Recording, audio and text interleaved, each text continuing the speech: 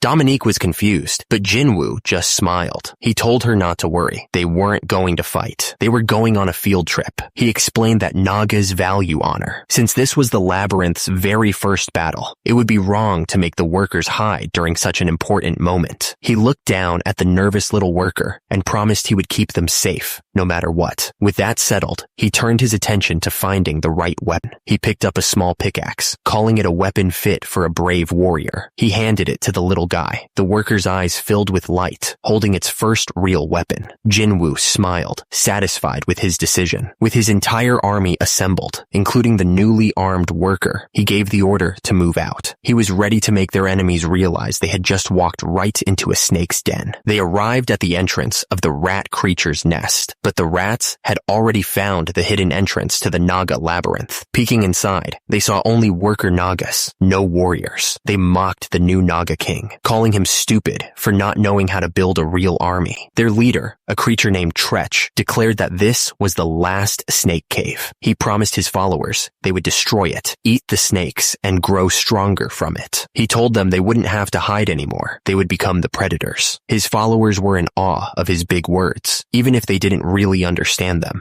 The rat creatures raised their weapons, chanting their leader's name. They were ready for a fight. With a final roar, Tretch gave the order. The entire horde charged forward, screaming for the snakes to be wiped out. The first thing they saw were the small Naga workers, cowering in fear. One of the rats raised its weapon, ready to strike down the defenseless creature. But just as the rat's weapon came down, a blur of motion cut right through the horde. It was Jinwoo. The creature froze, completely stunned. The cowering workers were just bait. Standing behind Jinwoo were his real soldiers. He gave them a simple order: prove your worth. He told them to leave none of the intruders alive. The rats' confidence shattered in an instant. They screamed that it was a trap. As the battle raged, Jinwoo turned to the small worker he'd armed earlier. He asked if it was satisfied with what it was seeing. The little guy's eyes were filled with a new light. This was exactly what it needed. Turns out, there was a reason their leader was so obsessed with this cave. He'd once complained to a cloaked figure about being bothered with small talk, saying he was born to dig and that's all he wanted to do. The rat leader, Tretch, explained his simple life. His owners were big and strong. He was small and weak, so he had to dig to survive. But the cloaked figure just called him stupid, saying he didn't know the difference between being brave and being reckless. The figure started to walk away, casually mentioning he'd just tell some other rat how to become as strong as their owner. Tretch immediately told him to stop. That's when the figure planted the idea. He asked if Tretch wanted to become the owner of the labyrinth himself. The rat's world was turned upside down. Back in the present, his soldiers were being wiped out. They screamed for their leader, terrified they were all going to die. That's when Tretch saw it. A glowing blue marble held by one of the Naga. It was the very thing the cloaked figure had told him about. He shouted that if he could just swallow that marble, he would become stronger, strong enough to protect them all and win the fight. His words lit a fire in them. The rats rallied together, forming a wall to protect their leader. They would get him to that marble, no matter the cost. The rats fought with a new kind of fire. They were done bowing their heads and pretending everything was fine while they were being hunted. His soldiers screamed for their leader to run,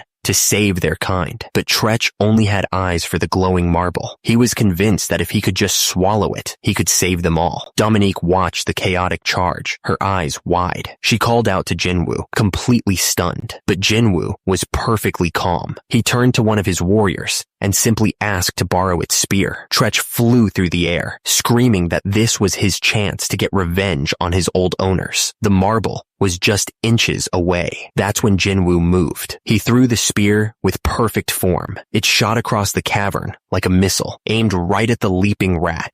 The spear hit its mark, and a massive shockwave exploded from the point of impact. The rat leader, Tretch, hit the ground hard, stopped just inches from his goal. That's when a system message popped up in front of Jinwoo. It said the altar had been attacked, and he couldn't believe the durability numbers he was seeing. The spear had landed so close, it was almost touching the glowing core. Tretch had been trying to bite it, to swallow it whole. Even defeated, he mumbled about fighting for the freedom of his brothers. Jinwoo stood over him, looking down at the core that the rat was so desperate to get. Dominique noted that the rat didn't hesitate at all. It just went straight for the core. She figured the rat was trying to eat it, and asked Jinwoo if that would have been a real danger. She explained that a horned rat's teeth couldn't even scratch the core. In fact, she pointed out that his spear was far more dangerous. The real problem was just how close the rat had managed to get in the first place. Jinwoo realized the rat leader had sacrificed its own troops just to make that final run. He'd have to be more careful next time. He offered to return the spear he'd thrown, but Dominique told him not to worry about it. With their leader taken down, the other rats completely lost their will to fight. It was only a matter of time now. He'd been nervous for nothing. The rats were surprisingly weak, barely stronger than his own workers. Their only real advantage was their numbers. Dominique mentioned that some labyrinths capture their enemies and force them to work. Jinwoo was shocked by the idea. The thought immediately reminded him of the dungeon babies from the Great War. It was a gross comparison, and it hit a little too close to home. He pushed the thought aside, watching the battle. He realized it wasn't just that the enemies were weak. His nagas were also incredibly strong. He was amazed by how smoothly they moved. Dominique explained that their long tails gave them a perfect center of balance, making them both flexible and quick. He had to admit, if he ever had to fight one of them himself, it would be a very tough battle. Dominique cleared her throat, her face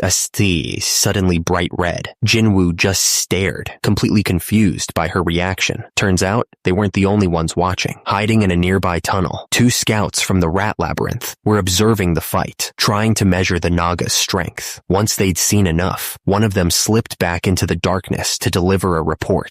Far away, in the heart of the rat labyrinth, their leader was getting the news. The scout reported that the new enemy only had 1 hero-level unit and 4 normal soldiers. The hooded figure, kneeling on the ground, added that the owner seemed inexperienced, since he'd only summoned his troops after the invasion had already started. The rocky leader was not happy. He demanded to know why they'd sent 20 workers to investigate such a pathetic force. The hooded figure apologized, but the leader just waved it off. He told them to just capture more rats to replace the ones they'd lost. Then, the leader asked about a mercenary they'd hired. The scout replied that the mercenary was currently outside the labyrinth, taking care of another job. The leader gave the order to prepare for war. He mentioned the mercenary they'd hired claimed to be a dragon's descendant. He figured even if the bloodline was weak, it would be more than enough to crush a small labyrinth. As he thought about the battle, his huge, single eye glowed. He was looking forward to what he called a nice sight. A message popped up, confirming their victory. The Naga labyrinth had won, but the system noted that the horned rats were so weak, the Nagas barely gained any experience. Jinwoo's charisma had gone up, but only by a tiny amount. He also earned a new title, Beginner Commander. Dominique was thrilled, congratulating him on the win, but Jinwoo just stood there silently, thinking. She asked him what was wrong, and he admitted there was a lot. He explained that these rats had broken into his personal room. That was the real problem. He realized if the rats hadn't been so weak, or if they'd been interested in the labyrinth's core, the workers, or even Dominique, things could have ended very differently. He told her he was genuinely glad these guys were their first opponents. It was a wake-up call. With the battle over, he turned to his Nagas. He told them to remember the happiness of their victory and hold it in their hearts. But then, he gave them a reality check. He reminded them that this was Geyser. The weak die, and the strong survive. They had no time to celebrate beating such a weak enemy. He told them that right now, the Naga labyrinth was weak, but he promised that together, they would turn it into a fortress. Their territory would grow, and their storage would become a treasury. He declared that they would all be remembered as legends for what they were building. A while later, things in the labyrinth started to settle down. The Nagas used everything from the defeated rats, even eating the corpses. The system rewarded them for it, lowering the cost to maintain units for a while. With the labyrinth secure, they got to work. Dominique took charge of the workers, heading into a cave for a new mining project. The rest of the workers, with an escort, started harvesting down gems from the surrounding area. Jinwoo was already thinking ahead. He wanted to set up patrols and create hunting grounds, but he had a problem. He didn't have enough down gems to summon more units. But then, he remembered something from the battle, the horns of the rats. Jinwoo brought the horns he'd collected from from the rats to the surface. He explained that it was tough to track them down since they were always hiding. He took them to Beck, the one person on the surface who knew his real identity. Beck was surprised, confirming the horns were valuable and explaining that pretty much anything from Geyser could be sold. Then Beck asked the important question, did he have any down gems? Jinwoo admitted he hadn't found any lately, which was a serious problem. With that settled, Beck told him he'd transfer the money for the horns into his account. But before he left, Beck mentioned there was one other job available, a subjugation mission for the Hell Spiders. Jinwoo immediately asked if there was still a spot open on the team. Beck was taken aback, but then he put it together. Jinwoo was desperate for down gems. Beck asked what he needed them for, assuming it was just about the money. Jinwoo simply said he needed to sell them. This was a huge change. The last time this job was offered, Jinwoo had gotten so angry he'd actually broken the desk. Beck just sighed. Money really did change everything. Beck explained that the first team had already left. If Jinwoo wanted to join, he'd have to go with the main squad. Beck must have asked about his level because Jinwoo seemed surprised. He asked why Beck didn't already know it from his background check. Then Jinwoo just came out and said it. He didn't know his level because he was born and raised on the 12th floor of Geyser. Beck was stunned, telling him not to joke about something so serious. But Jinwoo was dead serious, explaining that he used to live in the labyrinth of a Geyser Duke. The realization hit Beck like a truck. He stammered, finally understanding that Jinwoo was Korea's highest level dungeon baby. Jinwoo just looked confused. He couldn't understand why Beck was making such a big deal about a simple level. He admitted that he didn't even know how strong a dungeon baby was supposed to be. After he escaped the labyrinth, he never looked back. He confessed he knew nothing about the surface world, or even what was happening back in Geyser. That was why he had made the deal with Beck for information in the first place. Beck just sat there, completely overwhelmed. Beck let out a long sigh. He told Jinwoo he'd explain the whole dungeon baby system in the easiest way possible. He started drawing a simple chart. The rule was easy. The floor a dungeon baby was born on was their level. Since Jinwoo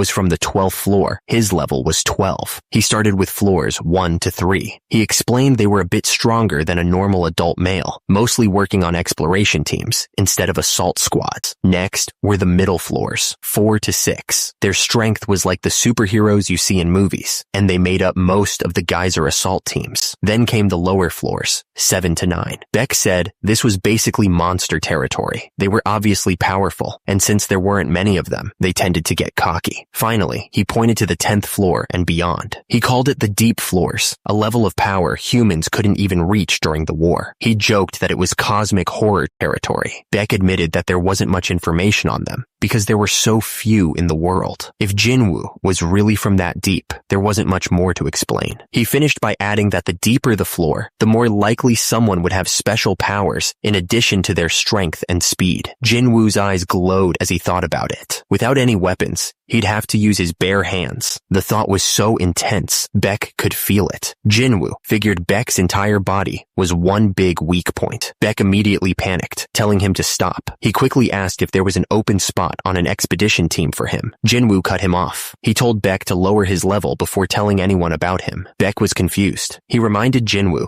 that he needed money, and a lower level meant lower pay. Jinwoo just confirmed that was fine. With that settled, Beck agreed. He said he'd text over the schedule and details, and offered to lend Jinwoo some equipment from storage. Jinwoo thanked him. Just then, Beck realized they'd have to forge a dungeon baby card for him, asking for an ID and a picture. Jinwoo looked completely exhausted by the whole thing. When he got home, though, he was greeted by an unexpected sight. Back in the labyrinth, Dominique was in the middle of a very dramatic speech. She was telling a few of the workers that their efforts would be remembered as legends. That's when Jinwoo walked up behind her, asking what she was doing. She was completely caught. She stammered for a moment, then quickly straightened up and said she had a report for him. As they walked, she explained that the mining was going well. They'd gathered a small number of down gems from plants, rocks, and even some wild animals they'd taken down. Jinwoo asked to see them. She nervously handed them over. Without a second of hesitation, Jinwoo used the the gem, sending its energy straight into the labyrinth's core. He explained that he would invest everything he got down here directly into the labyrinth. He didn't need these gems for the surface world. Dominique just stared, completely stunned. Then, Jinwoo told her he wouldn't be able to come to the labyrinth for 2 weeks. Dominique looked completely shocked by the news. He explained that he had to join an expedition to take down some hell spiders. Since he couldn't just open a portal in front of his human comrades, he had to play his part. The labyrinth was growing way too slowly, just by harvesting. He told her the spiders carried down gems, so if the mission went well, it would be a huge boost for them. To prove his point about needing more energy, he used the labyrinth's power to summon a new unit. A green hooded Naga archer appeared out of thin air.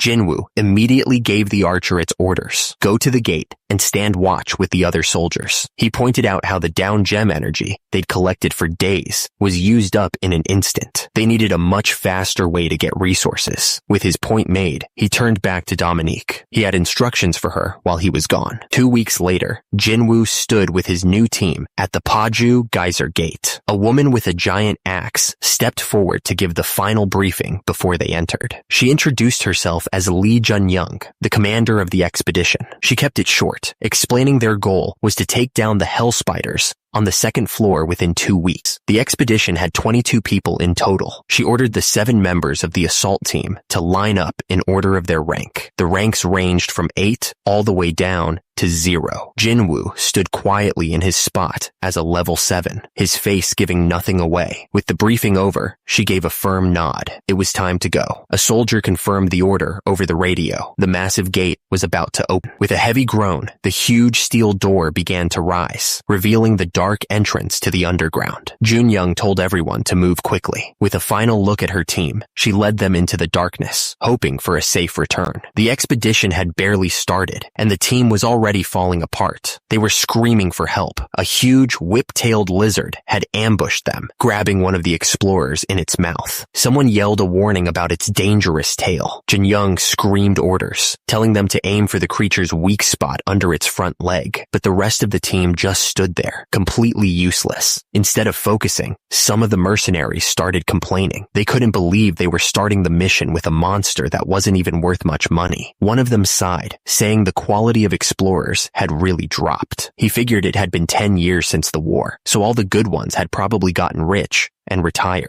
His friend agreed, guessing that most of the people on this team were probably just deep in debt. He figured for them, it was either die to monsters down here or die to debt collectors up top. That's when they noticed one person who wasn't just standing around. It was the level 7 mercenary Jun-young had hired. While the entire team was frozen, Jinwoo moved in and took the monster down himself. Jun-young looked completely unimpressed with her team's performance. She tried to get them moving, shouting for them to aim for the monster's wounds, but it was too late. The explorer who'd been caught didn't make it. Jun-young immediately took charge. She ordered them to move before the smell of blood attracted more monsters, telling them to gather the down gems and spray deodorizer. She let out a heavy sigh. A moment later, she walked over to Jinwoo, who was cleaning his blade. She admitted his skills were pretty good. She mentioned that the lizard's skin was tough and that the person who recommended him had been right. But then she warned him. She said that next time, he needed to stick to her orders. Showing off was fine, but they couldn't risk losing people when they really needed them. Jinwoo asked if he'd done something wrong. Jun-young explained that while normal explorers could handle this level of threat, they would soon face much bigger fights. She told him if he wasted his energy now, things would get rough later. Jinwoo just said he was worried about freezing from the cold, so he had to move. Jun-young didn't look convinced. Just then, another explorer reported that the team was ready to move. He added that they were only an hour from the save point, and grumbled about how differently dungeon babies were treated. He then asked if they were just leaving the body behind. Jun-young shot back, reminding him that the smell of blood would only attract more monsters. It was just a fact of this world. Whether someone was dying or already gone, nobody batted an eye.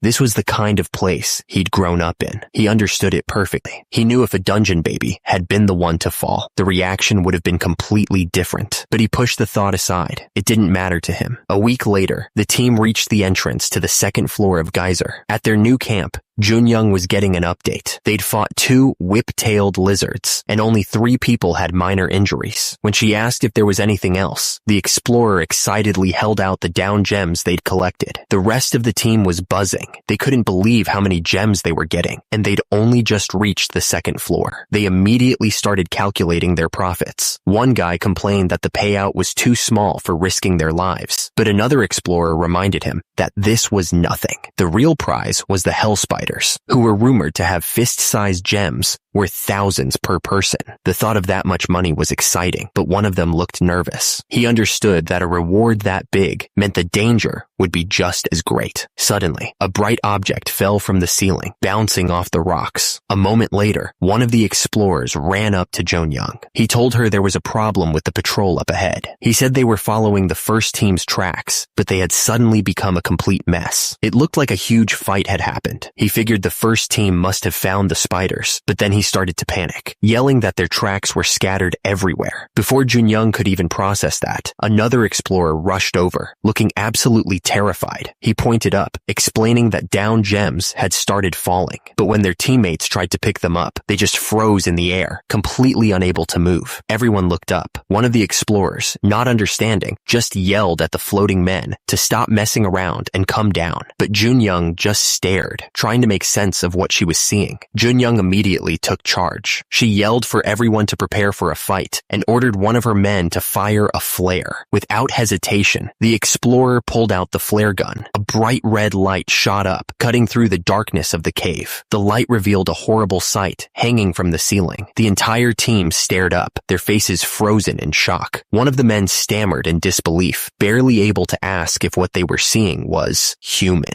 Jinwoo watched as Junyoung put it all together. The scattered tracks were from a team of 10 people, and this was only part of what was left of them. She immediately ordered everyone to fall back and regroup, but it was too late. A massive hell spider appeared right behind her in the darkness. One of the explorers screamed a warning. Junyoung spun around, her eyes glowing with power as she faced the monster. She immediately started shouting orders. The dungeon babies were to go to the front and engage the spiders, while the regular explorers formed a defensive line. But as the darkness deepened, even the dungeon babies looked tense. Junyoung raised her axe and yelled that the flares were going out. They needed to keep a light source on at all costs. She tried to rally them to move faster, but she was cut off mid-sentence. Just as a spider's leg came down on her, Jinwoo jumped in front, blocking the attack with his sword. With the immediate threat handled, he turned and yelled for another flare, fast. But before anyone could even throw a new flare, a thin red line sliced through the darkness from above. The entire team braced behind their shields, waiting for whatever was coming next. A massive hell spider landed right in front of Junyoung, its red eyes glowing in the dark. The team was completely surrounded, but the dungeon babies weren't scared. One of them just grinned, his eyes glowing with power. He jumped onto one of the spider's legs, using all his strength to hold the creature in place. While he kept one monster busy, another explorer saw a spider crawling on the ceiling. He yelled at his teammate, Young-ho, telling him to throw the explosive. Young-ho caught it with a confident smile, ready to go. Without a moment's hesitation,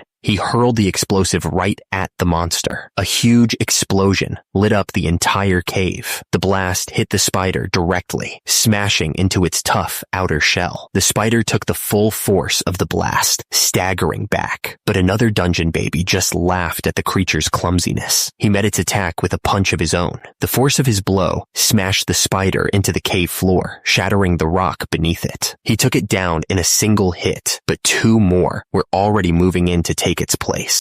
On the other side of the fight, a different brawler just grabbed a spider by its head. With a grunt, he lifted the massive creature right off the ground, ready to slam it down. While the heavy hitters were causing chaos, another fighter stood calmly behind the defensive line. She looked completely unfazed by the fight, just waiting for her moment to strike. The fighter who had been standing back calmly finally drew her blade. She moved in a blur, unleashing a storm of attacks. The spider was cut to pieces before it could even react. The brawler on the ground looked up at her, annoyed. He complained that she was taking too long, so he had to step in. She just scoffed at him. She asked why she should bother fighting at full power against simple hell spiders. But while the dungeon babies were distracted, the spiders turned on the regular explorers. A man screamed for everyone to get ready. They were completely outmatched, and they knew it. Just as someone yelled for the dungeon babies to protect them, another fighter launched himself at the creatures. This new fighter moved like a storm through the spiders, his blade cutting them down one by one. One of the other dungeon babies watched him, completely stunned. She couldn't believe he was only a level 7. He took down another one without even breaking a sweat. With the immediate danger gone, Junyoung started giving orders. She told her team to check on the injured first, then capture any remaining spiders. The other dungeon babies, however, were already relaxing. One of them stretched and said he was getting bored after a week of doing nothing. But Junyoung wasn't relaxed at all. She told one of her men that something felt weird. According to all the records from the war, hell spiders were beasts from the deeper floors and shouldn't even be here. One of the dungeon babies overheard her and scoffed. He asked if she was suggesting they were just a warm-up because they felt weaker than the lizards they usually fought. They wondered aloud if maybe the monsters from the deeper floors weren't so tough after all, or if they themselves were just that strong. In the background, Jinwoo listened to it all, saying nothing. As the others celebrated, Jinwoo examined one of the dead creatures. He realized these weren't true hell spiders. They were smaller, and their skin was weak, with no hard shell to protect them. Their fighting style was wrong, too. Hell spiders were careful. They wouldn't just charge into a fight like that. Then it hit him. Spiders are hunters that set traps. They don't make the first move. Just then, two of the explorers noticed the cave was now covered in thick webs. One of them pointed out that none of this was here when they first came through. He tugged on a strand. It was way too thick and strong to be a normal web. Suddenly, one of the men froze and pointed towards the way they came in. The entrance was completely sealed off by a massive web. They were trapped. Jinwoo felt it instantly. Something with real killing intent was watching them from the shadows. He turned to one of the explorers and asked about the explosives he'd mentioned earlier. The man confirmed he still had them, but he never got a chance to use them in the fight. Jinwoo told him to set them up at the blocked entrance as fast as he could. The others were confused. One of them asked why, since the battle was already over. Then he laughed, figuring it out. He joked that it was like one of those stories where the real boss shows up after you beat the weaker guys. Jinwoo just looked at him and confirmed he was right. He told them plainly, the real hell spider was hiding nearby, but they just laughed, completely relaxed. One of them said he'd been worried for nothing, and they could just take care of it when it showed up. Jinwoo had to spell it out for them. He reminded everyone that the creatures they just fought weren't actually hell spiders at all. As Jinwoo was trying to explain, a furious voice suddenly echoed through the entire cave. It roared about how some tiny bug had dared to hurt it. The creature was absolutely enraged that someone had managed to land a hit on it. And then it appeared from the darkness, a true hell spider. It towered over them, promising none of them would get an easy end. The team completely panicked. One of the men just screamed for everyone to get away, but one of the other explorers just laughed. He turned and mocked his teammate, asking if he'd been asleep this whole time. He couldn't even finish his sentence. A massive spider leg shot out of the darkness and went right through his chest. His eyes were wide with shock. He was gone before he could even process what happened. The rest of the team just stared in horror. Jinwoo and Junyoung stood face to face with the real hell spider. It was huge, way bigger than anything they should have found on this floor. The creature's face was a nightmare of teeth and glowing red eyes. Below, an army of smaller spiders began to swarm forward, trapping them from all sides. The other explorers completely lost it, screaming and running in every direction. Junyoung yelled for them to stop and gather together, but no one was listening. She turned to Jinwoo, trying to tell him that he'd been right about the hell spiders all along, but he wasn't even looking at her. He just stared straight ahead, completely still. She called his name again, trying to snap him out of it. Just then, another one of the explorers was caught. A huge spider leg slammed down, pinning him to the ground. The man screamed, crying that he didn't want to die. Junyoung called out his name one last time, but the person who turned to look wasn't the same guide she knew. His eyes were completely black. Something had changed. The blackness in his eyes faded. He looked back at Junyoung, as if waking up from a trance. He quickly apologized for spacing out, but he didn't have time to explain himself. He immediately immediately took control. He told them exactly what they were facing. 1 queen, 2 babies, and a bunch of the weaker ones they'd already fought. He ordered the explorer with the explosives to use everything he had to blow open an exit. He told them not to worry about the cave collapsing. The spider webs were so strong, they'd probably hold the ceiling up anyway. Junyoung stared at him, a thought clicking into place. She realized he must have seen hell spiders before. She added that he seemed to have way too much experience dealing with them for a simple guide. But there was no time for questions. The fight was back on. One of the other explorers was barely holding on. He screamed about the endless waves of spiders, wondering where the other dungeon babies on their team had gone. He pointed up at the ceiling, at the bodies wrapped in silk. He told the others that those were the spiders' preserved meals. The rest of the missing dungeon babies, they'd already been eaten. The cave was pure chaos. Someone screamed, asking how much longer until the bombs were ready. The man setting them yelled back that he just needed a little more time. But one of the other explorers wasn't happy with the plan. He asked why they were just assuming they had to run away. He reminded them that these spiders were the whole reason they came here. He couldn't believe they were just going to run off the second they found their goal. Someone shot back that he must have forgotten the guy who got taken out earlier. He was careless and he paid for it. Just then, another explorer shouted a warning. The hell spiders were on the move again, but the muscular explorer just grinned. He declared that this was what he'd been waiting for.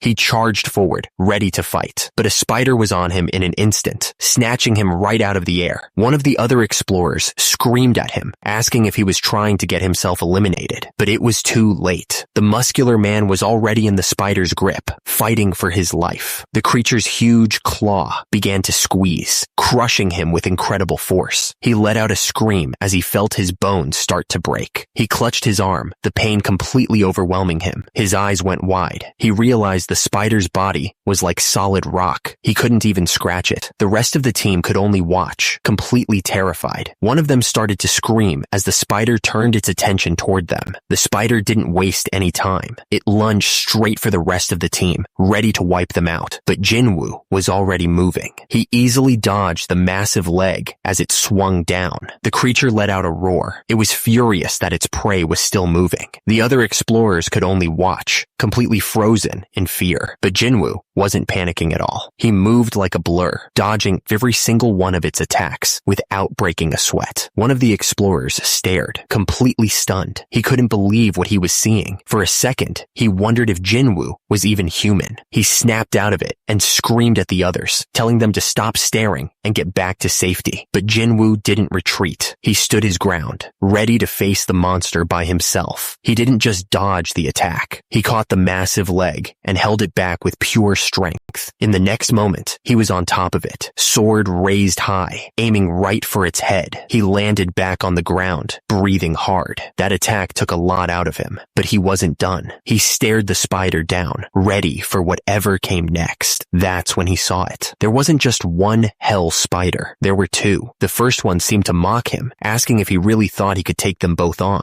Jinwoo knew this was bad. He couldn't afford to hold back or make a single mistake. Taking this lightly meant he wouldn't make it out alive. But then, one of the other explorers stepped forward. He muttered to himself, wondering how long it had been since he'd last used his electrical powers. Suddenly, his entire body lit up, crackling with raw energy. It looked like Jinwoo wasn't going to be fighting alone after all. The explorer unleashed a massive blast of electricity, hitting the hell spider head on. The entire cave lit up from the raw power of the attack. Junyoung and the others could only stare, completely stunned. They had no idea their teammate was hiding that kind of power. With the spiders distracted, Junyoung seized the moment. She got the signal. The bombs were in place. She screamed at the explorer to detonate them right now. This was their only chance to blast a way out. Jinwoo just watched, his sword at the ready. He knew this single attack wouldn't be enough to end it. A massive explosion blew a hole right through the webbed-up entrance. Junyoung yelled for the team to get through the new exit, reminding them not to forget the supplies. The electric user grabbed Junyoung, pushing her towards the opening. He was making making sure the team leader got to safety first. But as she was being pushed to safety, Junyoung threw her axe back across the gap. She was giving Jinwoo another weapon, making sure he had everything he needed to survive. Jinwoo caught the axe out of the air. Now he had 2 weapons. He met the hell spider's attack head on, blocking its massive leg with the axe. He gripped the handle tight, ready to use the axe's weight against the cave itself. Then he swung the axe with all his strength, not at the spider, but right into the cave wall. The entire cave shook from the impact. The rest of the team looked up in horror as huge rocks began to fall from the ceiling. Junyoung screamed at him, asking what he was doing. She knew there was no way to outrun a hell spider, but Jinwoo didn't move. He just told them to go on ahead. He looked back at them one last time, promising he'd see them outside. And with that, the entire passage collapsed, sealing the entrance completely. He was trapped inside with the monster. The cave was finally silent. Jinwoo stood alone, facing the pile of rocks he'd just brought down. The hell spider's voice echoed through the darkness, mocking him. But Jinwoo just smiled. He wasn't scared at all. He turned to the spiders and told them they had it all wrong. He hadn't trapped himself. He'd just gotten rid of the nuisances. He told them they clearly didn't understand the situation. Then he called out the command to open a portal. A brilliant light exploded behind him as the system confirmed the gate was open. The rock wall itself seemed to shatter, and through the opening, the spiders saw it. An entire throne room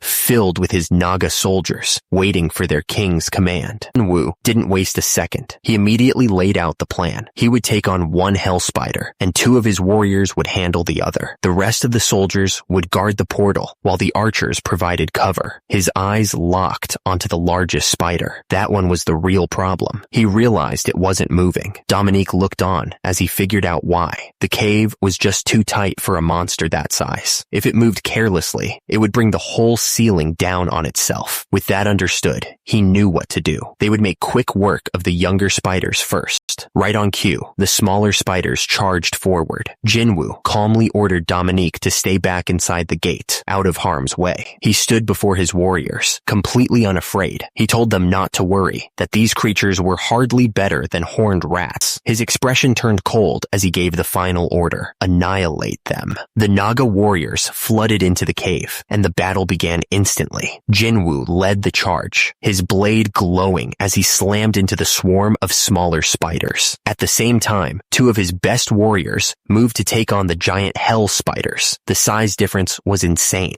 but the Naga warrior didn't even flinch. He just stared the monster down, completely ready to fight. He swung his sword, and it cut right through the spider's tough outer shell, shattering it like stone. While the warriors held the front line, the Naga archers took their positions. He pulled the bowstring back, taking careful aim at the smaller spiders swarming below. When he let the arrow go, it wasn't just a normal shot. A huge wave of energy exploded from the bow, tearing right through the enemy ranks. The smaller spiders were wiped out instantly. They just dissolved under the power of the arrows. One of the horned warriors gripped his weapon tightly. He charged right at the giant hell spider, meeting it head on. With incredible force, he smashed the creature straight into the ground. The 2 of them had completely overpowered it. One of the main threats was already down. Jinwoo watched from the back, taking everything in. The big spiders were being handled, but smaller ones were still crawling everywhere. He was actually impressed. He thought the archers were firing with the power of cannons. His soldiers on the front line were doing a great job protecting them too. One even stopped to cheer her comrades on. Seeing how well his army was doing, he figured it was time for him to put in some effort himself. Jinwoo stepped forward to face the last big hell spider himself. He told the creature he was about to show off a little. This fight was personal now, but then something made him freeze. He looked off to the side, his voice filled with alarm as he called out for Dominic. That's when he saw it. A huge wave of red energy washed over the cavern. One of his soldiers screamed a warning. The queen was on the move. The soldier was caught right in the middle of the blast, completely swallowed by a massive cloud of dust and force. He pushed through the smoke, still holding his weapon, ready for whatever came next. And then the source of the chaos appeared. A terrifying, massive red monster, the Hell Spider Queen. The queen's arrival changed the entire battlefield. A system message popped up, telling Jinwoo that because his army was so strong, the Hell Spiders were no longer afraid. The fight had just gotten a lot harder. His first thought wasn't about himself. He immediately worried about what this would mean for his Naga soldiers. His eyes widened. The battle had just turned into a slaughter. Then the system messages started flooding in. A Naga soldier had taken a fatal wound. He was gone. The only good news was that Dominic and the archers had resisted the queen's power. And then another message appeared. A second warrior was down. The losses were piling up fast. That was it. Jinwoo launched himself off the ledge, diving straight for the Hell Spider Queen. He brought his sword down with everything he had, right on its head. The blow sent the massive creature reeling back. But even after landing the hit, his mind was somewhere else. He screamed for Dominic, demanding an answer. That's when he heard it. A soldier was yelling that the gate was in danger. There were just too many of the smaller spiders swarming their position.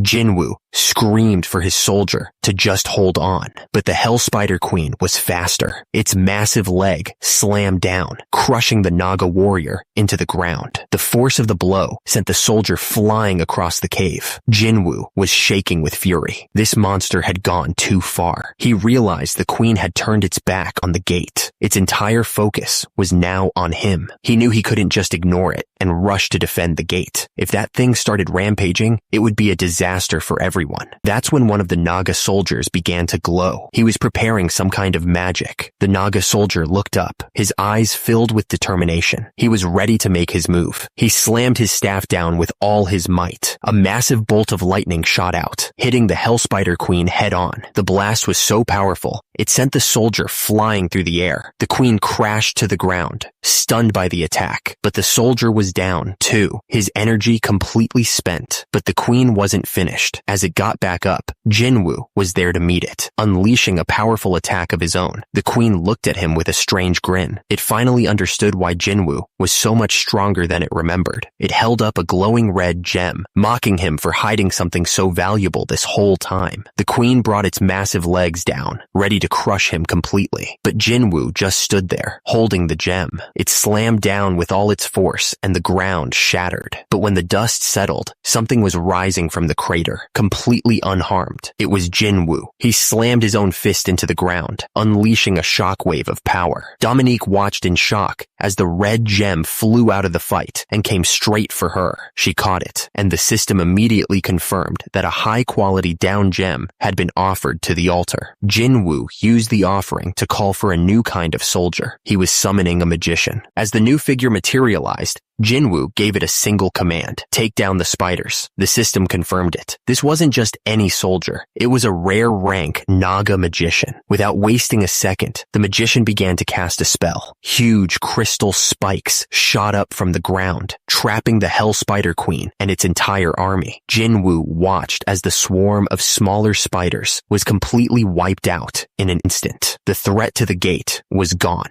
The magician confirmed that the smaller ones had been taken care of. But the queen was still standing. It was trapped, but the attack hadn't even scratched it. Jinwoo realized what had happened. The magician had focused on hitting a wide area instead of delivering a powerful single blow. It was a choice to save the other soldiers, even if it meant the queen survived. The Naga warriors were ready to fight. They charged forward, swarming the trapped Hell Spider Queen. Jinwoo activated his power and ordered his warriors to join the attack. The magician called out to him, ready for the next command. A soldier reported that the smaller spiders were all taken care of. With the gate secured, Jinwoo turned his full attention to the queen. He looked at the massive creature, wondering how to finish it. He knew its weak spots: the eyes, mouth, and joints. The problem was the monster's incredible size. He realized stabbing at its eyes was useless, and getting into its mouth was not an option. He had to find another way in. Dominique saw the cave starting to fall apart. She yelled a warning to Jinwoo, pointing out the danger. But Jinwoo had a different idea. He leaped towards the ceiling and yelled out a new plan. They would dig their way out to the first floor. Dominique couldn't believe what she was hearing. He screamed that he didn't have enough power to take the queen down. This was the only way.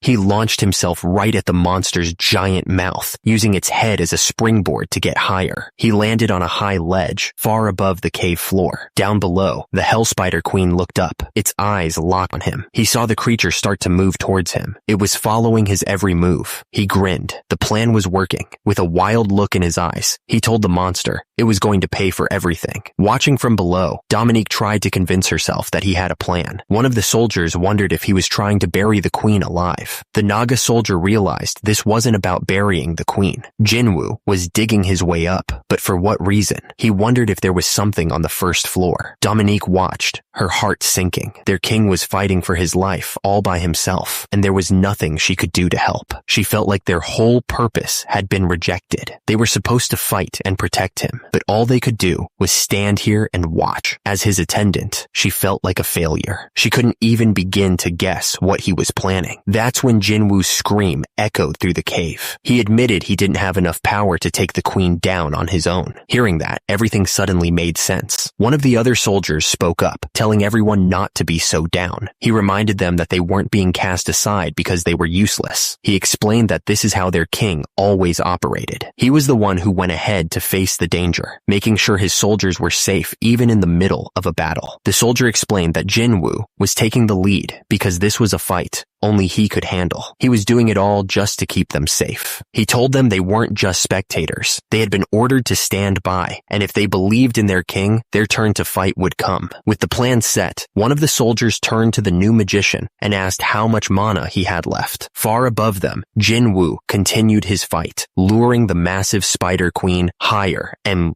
higher through the cavern. He knew dragging the monster up wouldn't be so hard if it weren't for all the rock walls blocking his path. He smashed through them, continuing his climb. But far below, on one of the upper floors, a human expedition team was making their way through the caves, completely unaware of what was happening above. That's when one of them felt it, tremor shaking the ground. He asked if the others felt it too, worried because there shouldn't be any raid-class monsters this high up. The lead explorer suddenly held up his hand. He told his team to stop, warning them that something felt very wrong. That's when one of them pointed across the massive cavern. A giant hole had been punched straight through the ceiling. The fight from above had just broken through into their level. The system immediately sent a notification. He had created a new entryway between the first and second floors. Jinwoo didn't have time for this. He just needed to close it. Looking down, he saw the human exploration team. He felt a moment of relief that he hadn't landed right on top of them, then screamed for them to run and not look back. The Hell Spider Queen was right on his tail. Jinwoo knew the only thing left to do was to drop it from this height. He took a deep breath and yelled down into the darkness, calling for his magician. Far below, the Naga magician looked up. He was ready. The Naga magician unleashed his power, sending a massive wave of ice magic surging upwards. Jinwoo watched from above, his eyes locked on the target. The ice spell slammed into the Hell Spider Queen, encasing its head and shoulders. But the attack was surprisingly weak. The queen was just confused, wondering why they'd use such a feeble spell. That's when Dominique smiled. She knew the ice wasn't meant to hurt the spider. It was meant to make the path too slippery to hold its weight. As the ground gave way, Jinwoo grinned. He praised Dominique for catching on to his plan so quickly. But Dominique knew the fall wouldn't be enough to finish it. And then she understood. Jinwoo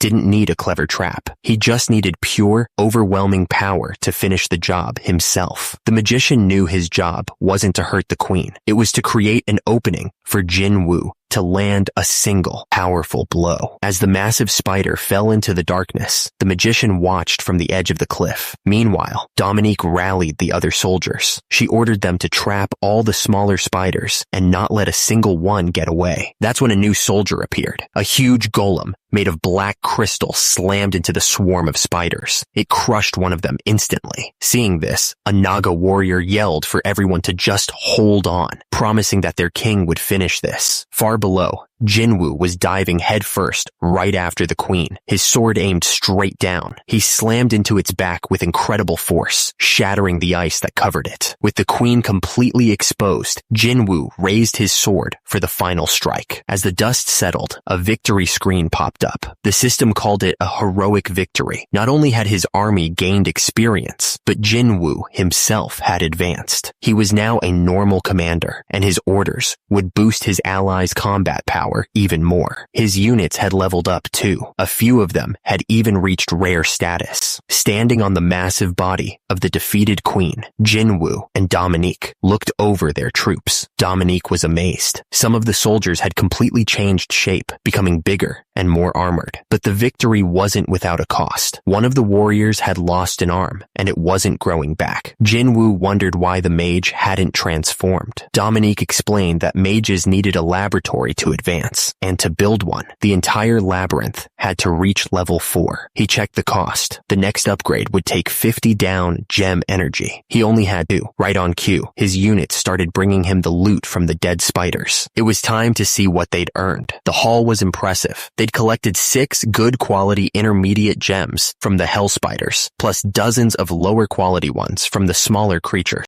Jinwoo looked at the gems in his hand. It was a shame they'd lost a soldier, but the rewards were definitely worth it. He offered 2 of the best gems to the altar. The system confirmed the labyrinth upgrade had begun, but it would take a full 120 hours to finish. He decided to keep a few of the smaller gems for himself, just so he wouldn't look suspicious when he returned to the surface. With the upgrade started, Jinwoo turned to his soldiers. He told them the fight was over, but they still had work to do. He warned them that a battle this big would draw attention from other monsters and explorers. They had to make sure no one found the entrance to their labyrinth. His orders were clear: take whatever they needed from the spider bodies, and then seal off every nearby entrance with magic once he was gone. He asked if they could handle it. The mage just trembled, looking completely exhausted. Jinwoo looked closer. The problem was obvious. The mage was about to run out of mana completely. Since the mage was out of power, Jinwoo told the other soldiers to hide the entrance with rocks instead. They quickly agreed. He explained that he was leaving right away. The path to the first floor was clear, so he'd be able to get back just in time for the labyrinth upgrade to finish. He then added that they had enough food to last for a few days. Dominique just stared back, looking completely confused. She had no idea what he was talking about. Jinwoo just smiled. He wasn't talking about their supplies. He turned to Dominique and praised her for her quick thinking, admitting his own plan was rushed. She just blushed, caught completely off guard. Then he addressed the rest of the soldiers who fought. He told them to think about what they wanted, promising to reward them when he got back. With everything settled, he said his goodbyes, telling them he'd see them in 5 days. He plunged his sword deep into the Hell Spider Queen, finishing it off once and for all. Days later, things were quiet. Back on the surface, Junyoung and her team were waiting. They had no idea what happened after Jinwoo sealed himself inside the cave with all those spiders. Then, suddenly, he was just there, eating a meal in their tent. Junyoung couldn't believe it, telling him he took long enough to get back. He calmly pointed out that he'd finished a 2-week trip in only 5 days. Junyoung yelled back, frustrated. That wasn't what she was worried about. He just stared at her, not really getting why she was so upset. Then he seemed to figure it out. She must just be hungry. So he offered her his bowl of food. She let out a heavy sigh. He just didn't get it at all. Finally, she asked him what actually happened. Jinwoo just said he got lucky and managed to run away. She didn't look like she believed him for a second. He just shrugged, saying he must have been really lucky to get away.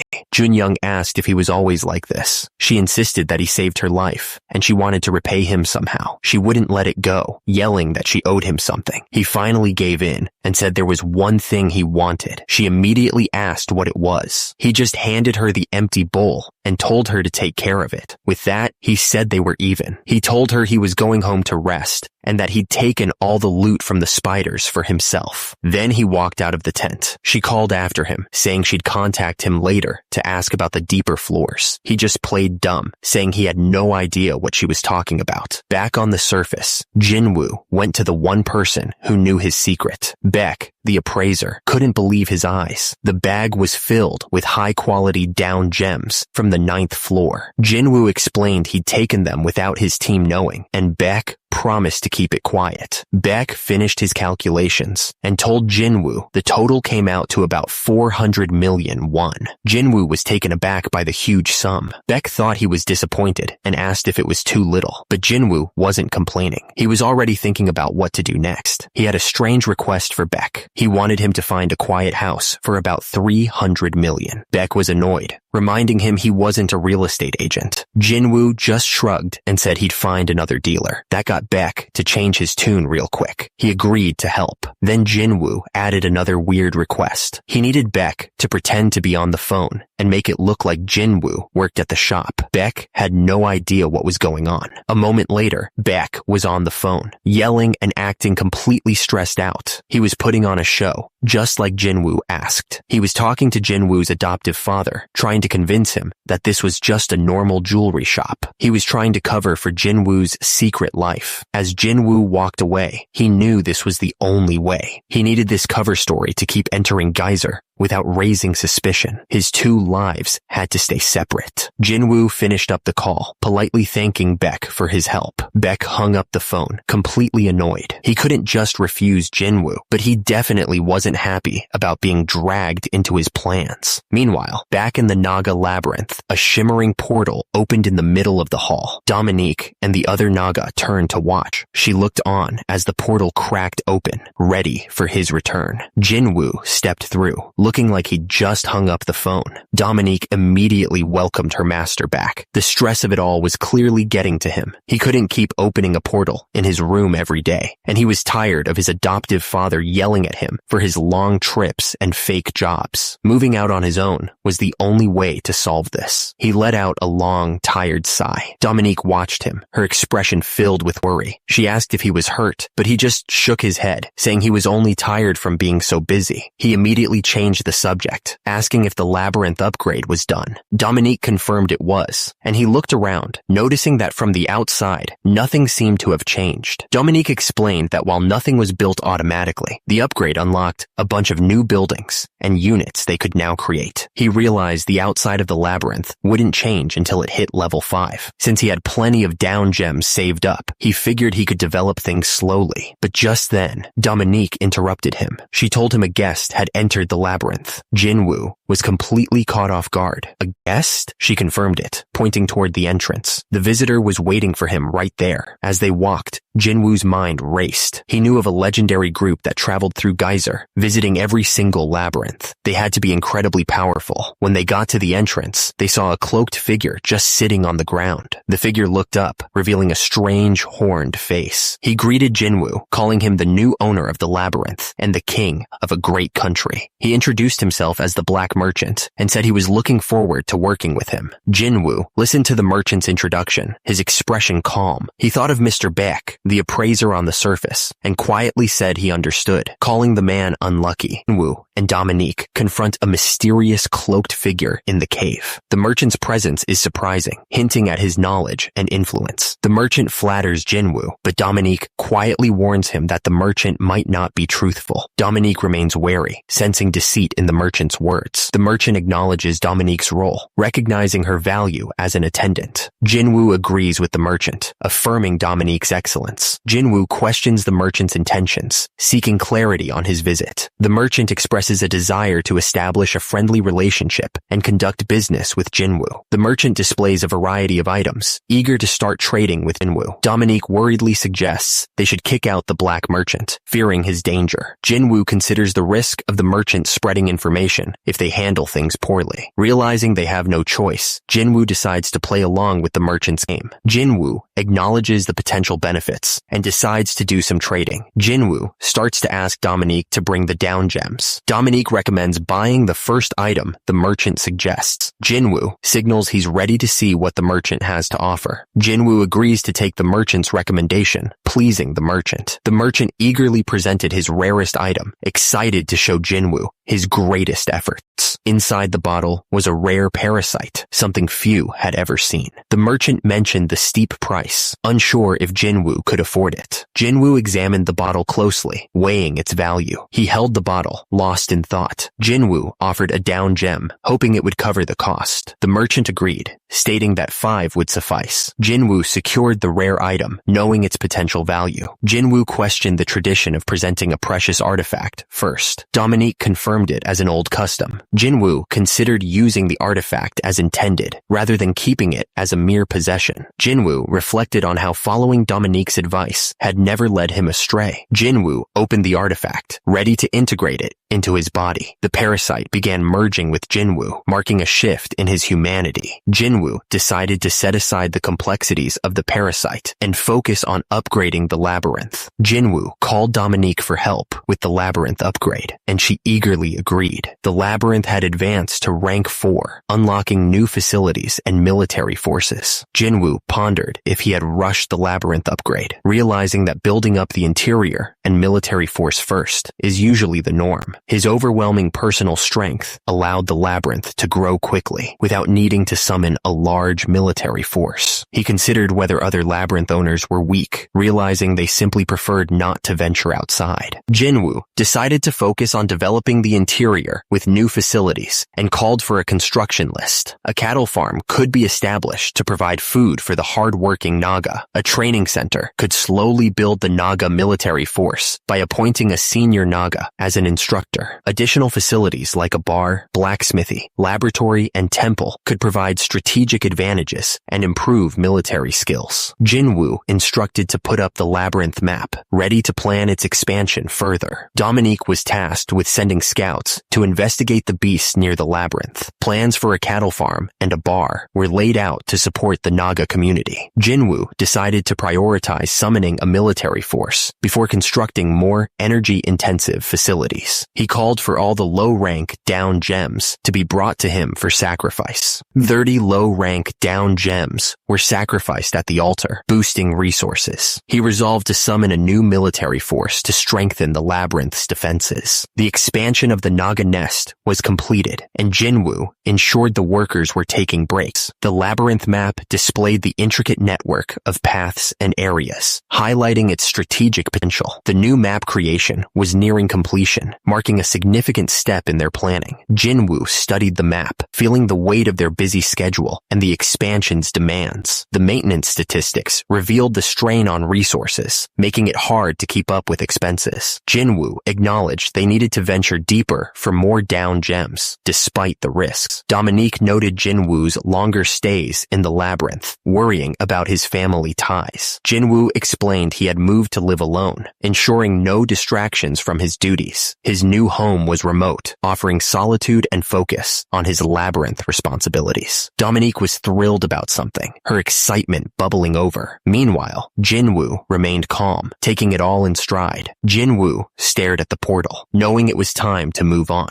The thought of being there for 24 hours straight weighed on him. Jinwoo told Dominique to get some rest, showing his concern for her despite his own exhaustion. He sighed, realizing he didn't even have time to eat. He considered bringing a generator to have ramen in the labyrinth. The system notified him that the parasite had successfully assimilated into his body for synchronization. A warning flashed, stating that the parasite would attempt to dominate its host, adding a layer of danger. Jinwoo was taken aback by the idea of domination. A new worry etched on his face. His eye widened in realization, the gravity of the situation sinking in. He clutched his head, overwhelmed by an unexpected surge of pain. His eye felt like it was burning, hinting at something powerful awakening within him. His eye transformed, radiating an intense, ominous energy. The house stood alone, surrounded by nothing but nature, hinting at a life lived in solitude. She looked around, puzzled by the lack of anything nearby. Could someone really live here? She rushed inside, her voice filled with worry as she called out for Jinwoo. Jinwoo was on the floor, overwhelmed by a surge of pain, his eye glowing ominously. With a deep breath, Jinwoo regained his composure, and she sighed in relief. Jinwoo apologized for the scare, explaining it was due to his condition. She was shocked, describing his face as if it was melting, but Jinwoo assured her it wasn't that serious. He explained that the eye disease was a result of his time in the labyrinth, something even he hadn't encountered before. He wondered if the dungeon babies from the 12th floor were truly gone. He admitted he had been on the 12th floor, in the Duke Spider's labyrinth. He was surprised to hear that those from the 12th floor were rumored to be missing or dead. He questioned why people thought he was dead, when he was right there, alive. He realized that she now knew he was from the deeper floors, but he trusted her. He asked why she visited, assuming Beck had told her where he lived. She invited him to join their next exploration, hoping he would accept. She offered to pay him more, wanting him to be part of their team. The character accepted the reality that Jinwoo had been acting independently for years. Jinwoo clarified that he hadn't been acting alone and was considering returning to the underground world. The character was thrilled at the idea of Jinwoo, a dungeon baby from the 12th floor, joining their team. The character was surprised that Jinwoo didn't reject the offer and was ready to adjust the plans. They discussed the details of the upcoming exploration, set to begin in 4 days. The team would include 5 dungeon babies and 10 normal explorers, a mix that promised strength and experience. The character acknowledged their past struggles, but was determined to show they could reach higher floors. Despite past challenges, the character believed the team could reach the 8th floor with effort. They stood together, finalizing the details for the upcoming exploration, ensuring everything was set for the journey. Jinwoo considered the preparations needed for the expedition,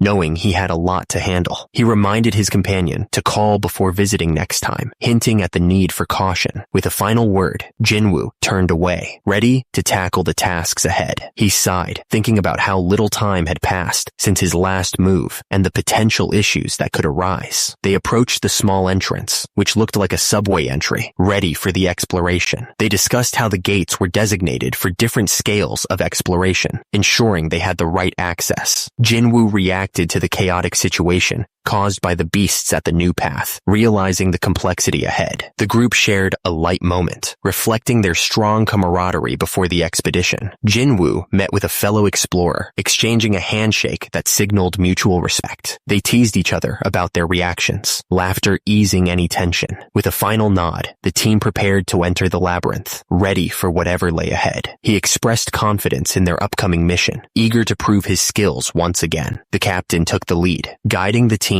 into the labyrinth with confidence. The character was slumped over the bar, clearly worn out or having indulged too much. Requesting another drink, the character seemed to seek comfort or celebrate a small victory. The creatures noted how the attendant becomes down whenever the master is gone. They mentioned how things have improved with the addition of a bar. One creature nervously shared a memory of the attendant trying to cut off its tail for snacks, insisting it would grow back. They whispered about a rumor that the attendant might have a secret room filled with things that remind her of the master.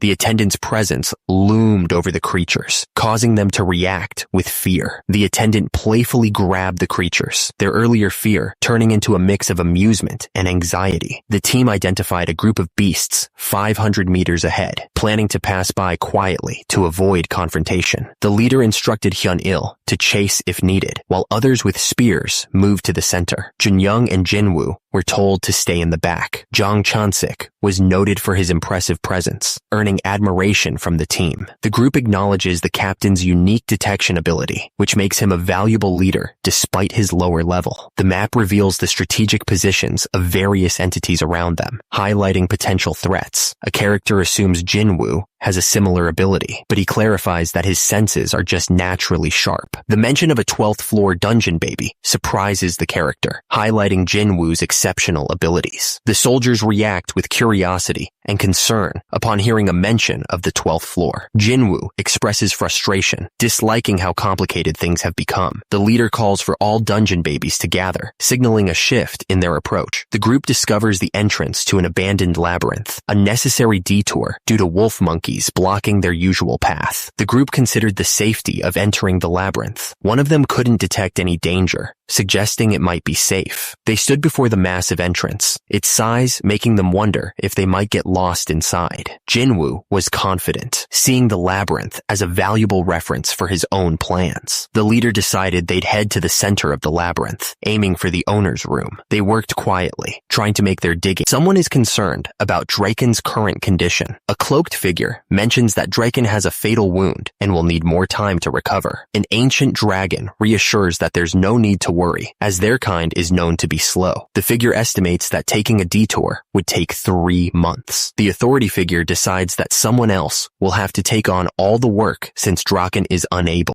The group identifies the entrance as the owner's room. The group is surprised that they reach this point without facing any beasts or traps. The group learns that the labyrinth was abandoned after the Great Great War and is currently empty. He pondered the military's plan to turn the third floor into a base. They discussed the need for map synchronization, noting that only the upper floors were mapped. The leader instructed Huijun and Youngho to set up motion sensors, while others prepared the camp. They reminded the strongest team member to conserve energy, treating him with care. He suggested taking a look at the owner room, sparking curiosity. The throne stood as a reminder of the labyrinth's former ruler. Jinwoo activated his parasite's ability, preparing to detect hidden elements. His eye turned red, signaling the activation of his detection power. Jinwoo suddenly clutched his head, clearly in pain. His companion looked worried, unsure of what was happening. His companion asked if it was the eye problem again, noticing it wasn't as severe as before. Jinwoo asked his companion to ensure no one approached, fearing it might shock others. The companion quickly left, leaving Jinwoo alone near the throne. Jinwoo noticed a strange red light, realizing his vision was acting up. His vision showed a hidden red light, confirming his parasite's ability was active. He spotted something on the altar that couldn't be seen with the exposed eye. Sitting alone, Jinwoo contemplated the hidden discovery he had just made. Jinwoo's red eye glowed with intensity, signaling his parasite's detection ability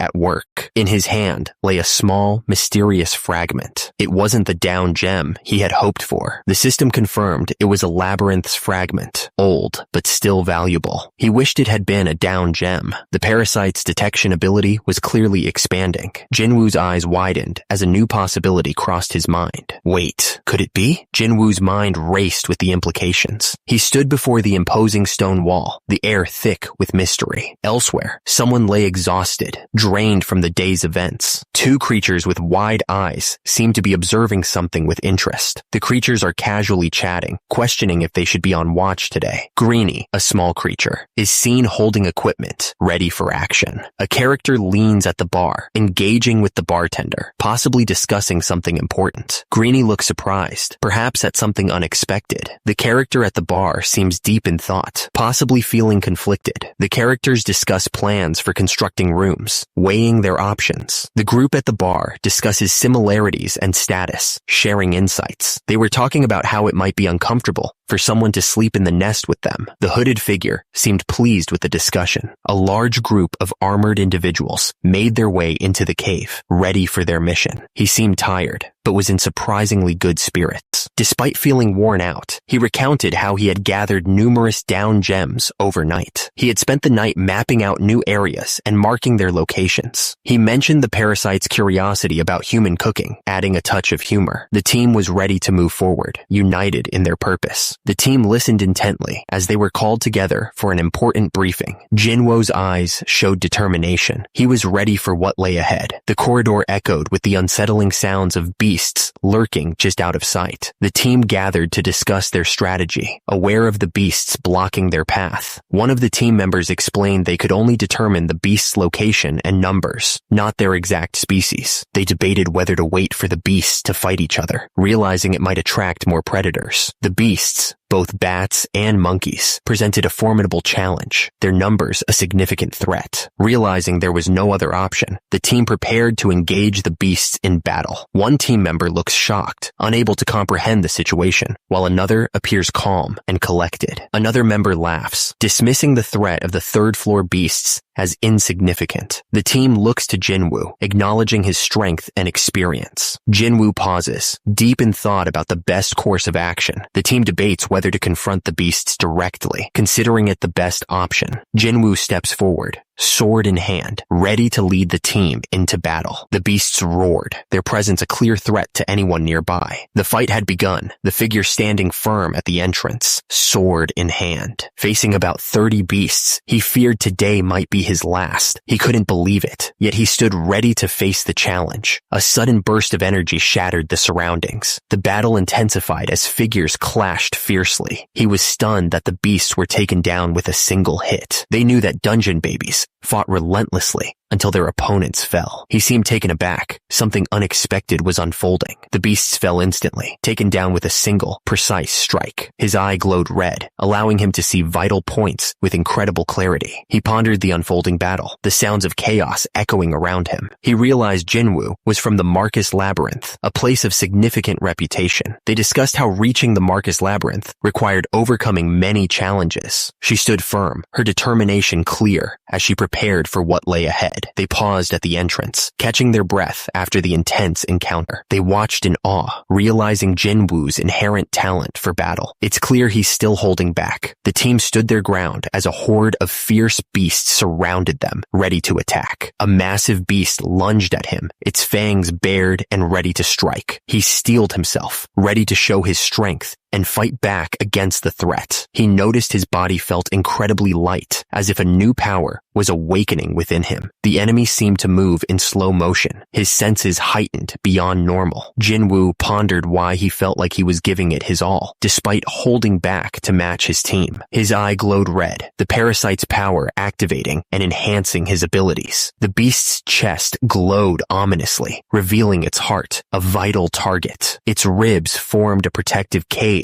around the glowing heart. The more he learned about the parasite's abilities, the more impressed he became. Jinwoo realized he needed to investigate more to fully utilize the parasite's potential. Jinwoo's partner announced they were done, signaling the end of their current mission. His partner remarked on Jinwoo's overwhelming share, questioning if it was too much. His partner whispered about having to cover for Jinwoo's exceptional skills. The explorers talked about Jinwoo as a hero, his reputation growing beyond control. The leader urged everyone to quickly gather the down gems before more beasts arrived. Jun Young was praised for her efforts, boosting the team's morale. Jun Young and the others sensed something was wrong, adding tension to the moment. They realized another exploration team, much larger, was approaching, possibly to surround them. He realized they had been watched during the battle, a detail missed in the heat of the moment. The team quickly prepared for battle, aware of the looming threat. They questioned why they needed to worry if the approaching group wasn't beasts. Jinwoo explained that in Geyser, laws were meaningless, making theft common. The exploration team stood amidst the fallen beasts, visibly worn out from the battle. Thanks to Chansik's detection ability, the team avoided a potential ambush. They noticed the other team gathering, aware of their presence. They speculated that the other team might have given up on an ambush. The team resolved to stay on guard and respond to any changes. They acknowledged relying heavily on Jinwoo, trusting him to handle any issues. They asked Jinwoo to step in if things went wrong, and he agreed. Jinwoo expressed his fondness for the group, reinforcing his commitment to them. The group gathered, their expressions serious, preparing for what lay ahead. His eyes were filled with determination, ready to face whatever comes next. Song Jong-chul, leading his group, confronted the others with a smirk. Song Jong-chul's smug expression revealed his confidence and mockery. He taunted them about their previous defeat, his arrogance on full display. Tension rose as the groups faced each other, paths inevitably crossing.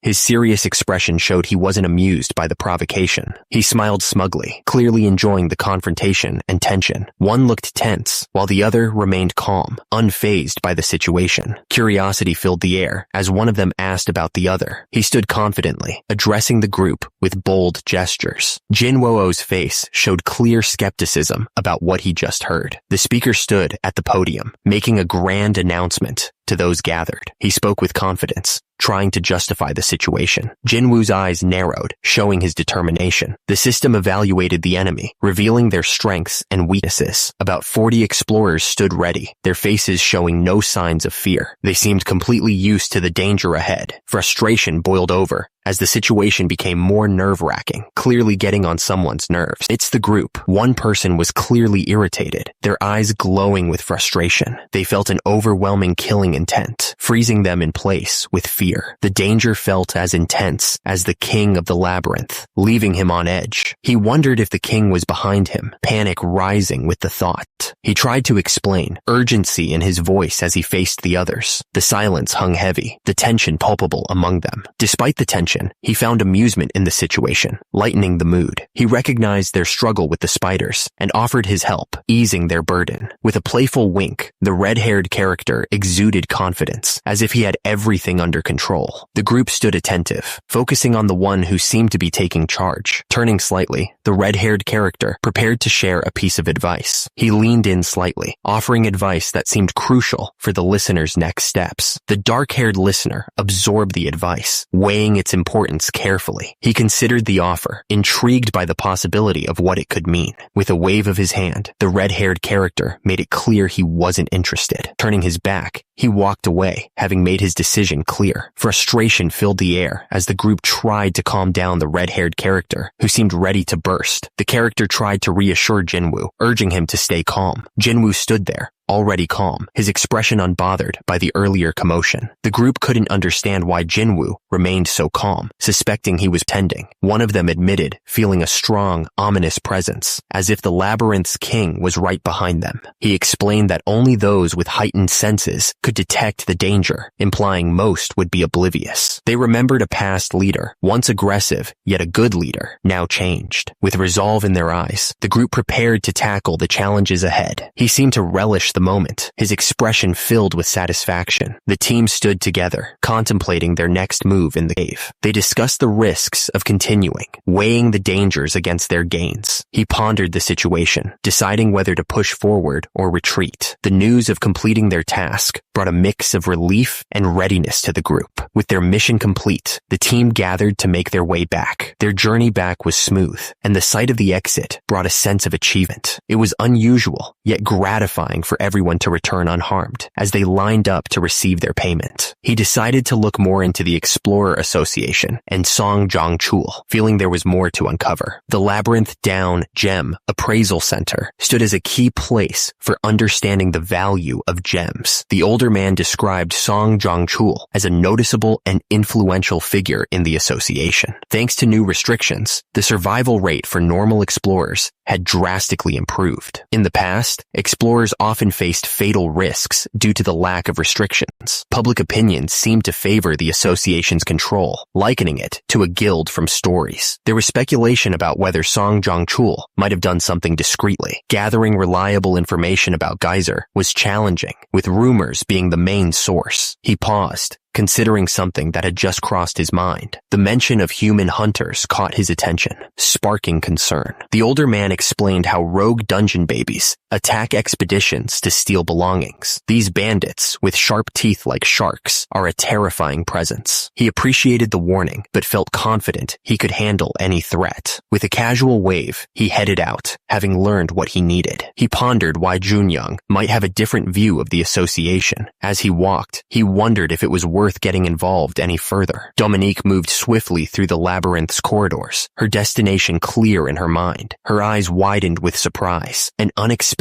revelation catching her off guard. Jinwoo encountered Dominique in the corridor, both ready to exchange updates. Dominique informed Jinwoo about a guest waiting in the pub, sparking his curiosity. Jinwoo was taken aback by the mention of an underelf mercenary, a rare occurrence. He questioned the presence of an elf, clearly intrigued by this development. Together, they headed towards the pub, ready to confront the unexpected visitor. Dominique warned Jinwoo about underelves, emphasizing their lack of loyalty and pride. The advisor questioned why the underelf was allowed into the labyrinth despite their reputation. They acknowledged the lack of skilled scouts in the labyrinth, explaining the need for an underelf. The advisor thought about how an underelf could help with their scouting and mapping issues. The leader decided to personally assess the situation, reassuring the advisor that it was their role to make these decisions. The panel is not relevant to the narrative. They entered the room, ready to meet the mysterious figure inside. The leader approached the creature at the bar, preparing to engage in conversation. A cloaked figure sat at the table, their presence adding an air of mystery. Jinwoo and his companion. The atmosphere crackled with tension as they faced each other, neither willing to back down. She was furious, her voice cutting through the room like a blade. Her eyes blazed with intensity as she demanded the respect she felt was due. He remained composed, unfazed by the outburst. Lowering his head, he showed a gesture of humility. In the dim light of the bar, they gathered, each pondering the unfolding situation. He asserted his authority, prompting the other to reveal their identity. Introducing themselves as Rikshasha, they revealed their identity with confidence. Dominique was taken aback when asked why she approached with a weapon. Rikshasha was questioned about almost attacking if their speed wasn't matched. Accusations flew as Rikshasha was called out for disrespecting Dominique. Dominique, clearly frustrated, demanded the argument stop. Jinwoo calmly stated his dislike for embellished words, preferring honesty. The room was filled with a tense silence as they stood together. Rikshasha admitted they were testing Jinwoo's worthiness for their service. Rikshasha, a mercenary, revealed their expertise in scouting and information gathering. She looked completely taken aback, her eyes wide with surprise. Jinwoo tried to calm Dominique, reminding her that they needed someone for scouting. They decided to continue the conversation while showing the newcomer around the labyrinth. The newcomer smirked, clearly enjoying the situation, while Dominique fumed silently. As they walked through the cavern, it became clear that the labyrinth's defenses were lacking. The core of the labyrinth was wide open, visible even from the hallway, a glaring oversight. She wondered what the human leader hoped to achieve, given the labyrinth's current state. Two creatures were playfully interacting, capturing the attention of those nearby.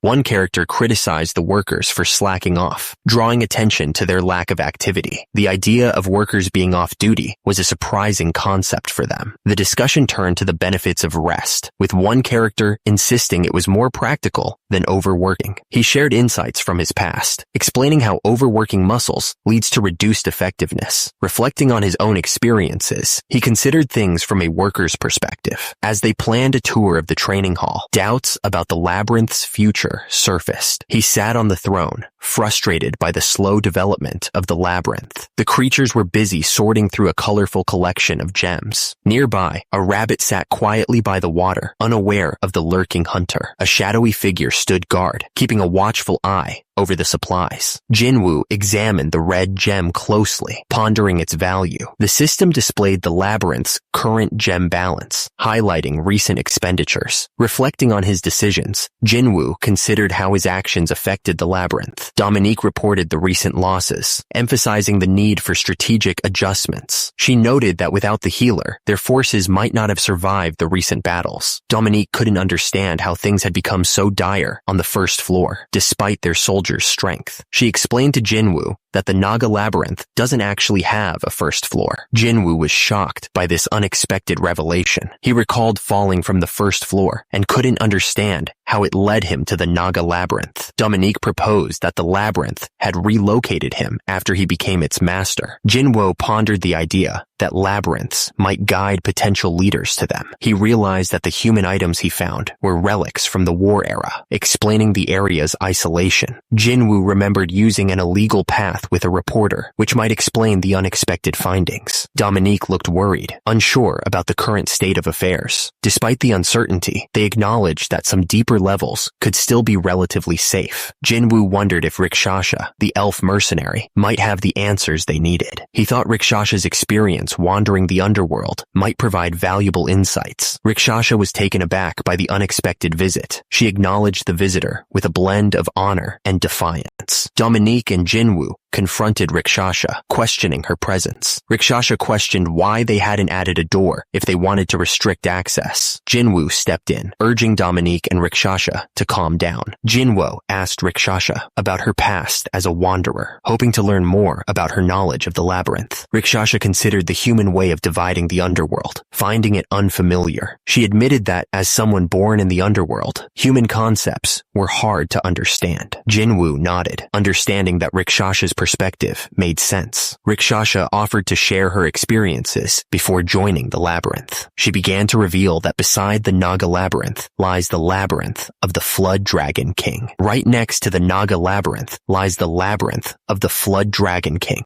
Rikshasha mentions visiting the Flood Dragon King's labyrinth before coming to the Naga labyrinth. The Flood Dragon King, Anaxtus, is the strongest of its kind and has long protected its throne. Jinwoo learns it would take about 4 days to reach the Flood Dragon King's labyrinth directly. Jinwoo considers the overwhelming size and strength of the Flood Dragon King's forces. If labyrinths aren't balanced in power, the weaker one is usually absorbed by the stronger. Rakshasa recalls spending more time planning attacks than expanding labyrinths, witnessing many beast wars. They discuss how the Flood Dragon King might already know about the Naga labyrinth. Between the two labyrinths, a powerful force stands in the way. They tried to subjugate the Blood Leopard, but didn't succeed. They failed to secure an attack route, forcing them to consider alternatives. Their slow pace gives us a couple of months to prepare. You know more than expected. I used to work for them. A spy? I'm just a mercenary doing my job for the Naga King. Jinwoo asks Rakshasa to share everything she knows about the Flood Dragon Labyrinth. He assures her there's no fighting involved. He wants her to report on their numbers and movement directions. Rakshasa mentions the task will be expensive. She pauses, weighing the task ahead. It'll take around a week to complete. With Rakshasa gone, Jinwoo realizes he must start preparing too. Dominique believes Rakshasa is concealing her true motives. Jinwoo and Dominique ponder why Rakshasa joined a weaker labyrinth despite the looming war. Jinwoo speculates that Rakshasa might just be an aggressive mercenary, not truly loyal to anyone. Rakshasa casually mentions that Anaxtis doesn't take baths, adding a personal touch to her knowledge about him. Jinwoo acknowledges the risk of Rakshasa selling their labyrinth's information. They consider sending Rakshasa off unsupervised, letting others underestimate their true strength. Dominique agrees that while their fears are exaggerated, they have unexpected advantages. Jinwoo wonders why Anaxtis hid during the war, suspecting fear of human weapons. Rakshasa reveals that Anaxtis was afraid of a human weapon that could harm him. Anaxtis hid because he feared humans and their potential to harm him. Jinwoo, the human king of the Naga, stands as a symbol of irony against Anaxtis's fears. Jinwoo assures Dominique he'll return in 3 days with something special. A weary figure stirs awake, hinting at a new day or task ahead. Annoyance creeps in as the character wonders who would call on a day meant for rest. Dark figures gather in the shadows, their presence hinting at danger. Jinwoo is caught off guard by the unexpected call, wondering if a new opportunity has arisen. Jinwoo asks Junyoung if she's still willing to repay the life-saving favor. The dark creatures remain a silent threat, their intentions unclear. The creature grinned widely, exuding an air of arrogance. The creature boasted loudly, claiming the Naga were no match for its power.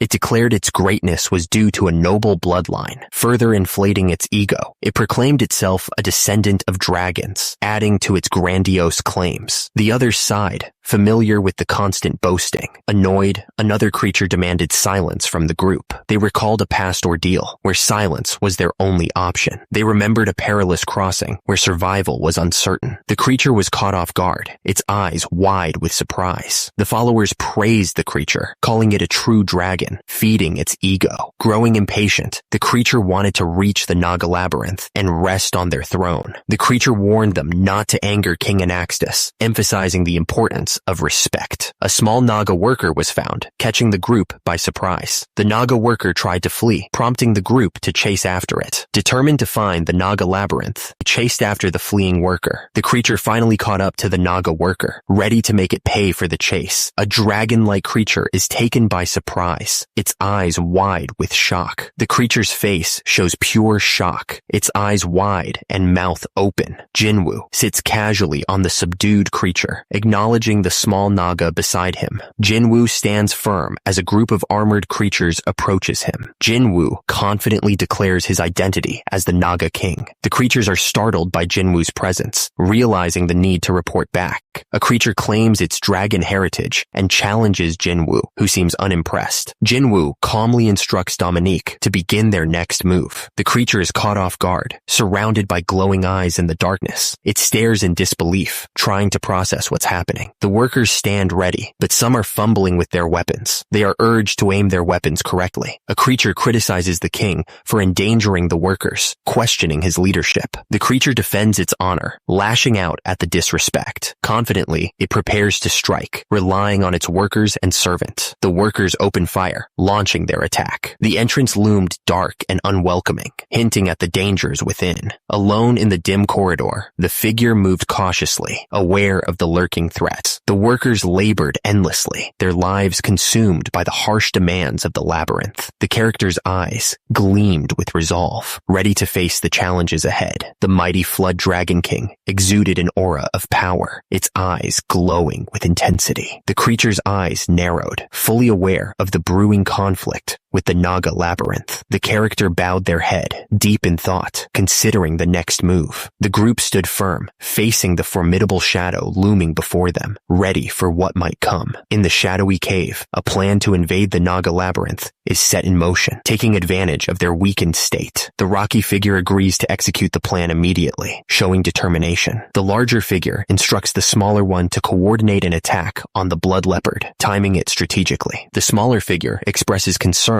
about the flood dragon's speed, but is reassured it's not a worry. The smaller figure decides to take a different route, showing determination and resourcefulness. The armored creatures launch their attack, weapons blazing. The creature remains confident, dismissing the threat of human weapons. The creature is struck, its earlier confidence now in question. The creature clenched its fist, ready to fight back despite the odds. Under intense fire, the armored creature realized the danger and called for a retreat to report back to King Anaxtis. Panic set in as the creatures realized they were completely surrounded, with no escape in sight. The leader shouted a command, trying to regain control amidst the chaos. These firearms were illegally manufactured with the intent to combat underworld beasts. The illegal business aimed to profit, but ultimately collapsed, leaving these weapons in circulation. Commenting on the connections required to obtain such powerful weapons, the character noted the safety risks involved. Despite being stronger than most, he casually referred to the powerful weapons as mere toys. Jinwoo observed the scene, noting the weapon's effectiveness against soldiers. Dominique was clearly enjoying the use of the firearms, her excitement evident. Jinwoo stood unfazed, his presence commanding respect from the armored creatures. The armored creature seemed surprised, processing the unexpected turn of events. Realizing it was unharmed, the creature marveled at its own resilience. A grin spread across its face, confidence growing with the realization of its strength. The creature's eyes sparkled with joy, feeling invincible. Standing tall, the creature declared its strength, unfazed by the previous attacks. Dominique looks startled as the armored creature stands confidently, glowing with a newfound sense of invincibility. The two armored creatures face each other, tension building as they assess their strength. Despite the attack, the armored creature remains unfazed, its resilience shining through. The armored creature unleashes a powerful attack, demonstrating its overwhelming strength. With a mocking tone, the creature taunts its opponent, confident in its superiority.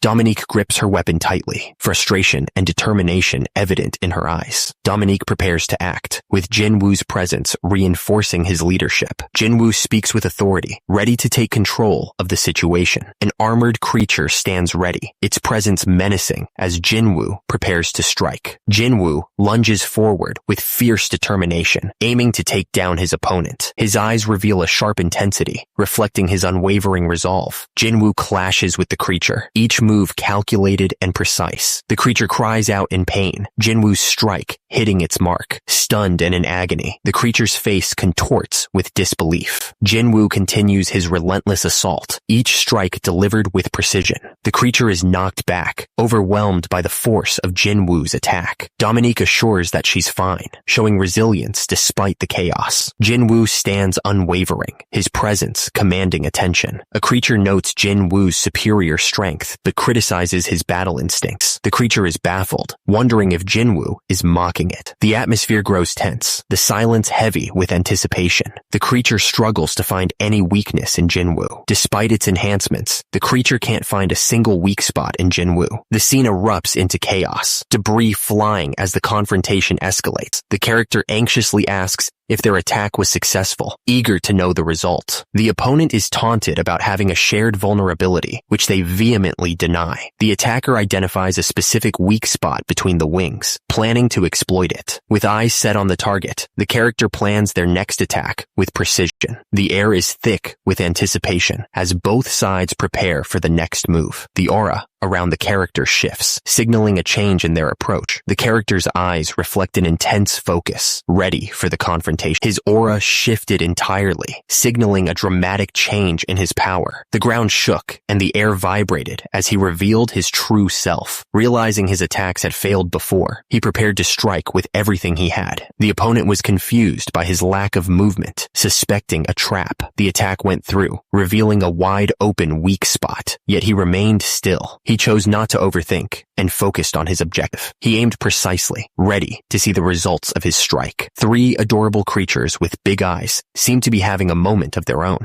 The characters stood ready, their white hair contrasting sharply against the tense atmosphere. The creature panicked, realizing the situation was far more dangerous than anticipated. The Flood Dragon King had misled them. Despite their sturdy appearance, the pain from earlier hits lingered, making movement difficult. Deciding to flee, the character was shocked to find their opponent had vanished. The shock was evident as they realized the situation was spiraling out of control. The character's eyes widened in disbelief, unable to comprehend the sudden turn of events. Seeing their own blood for the first time, panic set in as they faced the fear of not surviving. The small creature trembled under the gaze of a massive, looming figure. Panic overtook the creature as it felt its life slipping away. With a swift and precise strike, the character unleashed their power. The character's eyes, one red and one blue, glowed with determination. The 2 figures watched in silence, their expressions unreadable. The mercenary begged for mercy, claiming to be just a pawn in a larger game. The character nodded, acknowledging the successful handling of the situation. They pondered what to do with the mercenary, weighing their options carefully. The creature clutched its head, overwhelmed by the pressure of the situation. The 2 observed the creature's panic, understanding the difficulty of what lay ahead. Desperately, the creature pleaded for its life, swearing loyalty in a bid for survival. The character questioned the creature's sudden loyalty, doubting its sincerity. In a desperate attempt to prove sincerity, the creature swore on the name of the dragons. A heavy silence filled the air, the tension palpable. The character warned the creature not to attempt any tricks. The character explained that dragon vows were a matter of pride and significance. Breaking the vow leads to immediate, unbearable pain. There's confusion about the vow's effect, as the dragon lacks wings, suggesting mixed lineage. The character realizes the penalties are indeed tied to their bloodline. The creature lets out a laugh, breaking the tension. The character acknowledges the creature's sturdiness, seeing potential usefulness. A few days pass near the Naga labyrinth, setting the stage for what's next. The Flood Dragon King is described as extremely sturdy, with no known weak spots. The creature admits that despite looking fine, it's suffering internally. Dominique stands ready, with Jinwoo, her eyes wide with anticipation, as she talks about the consequences of dodging.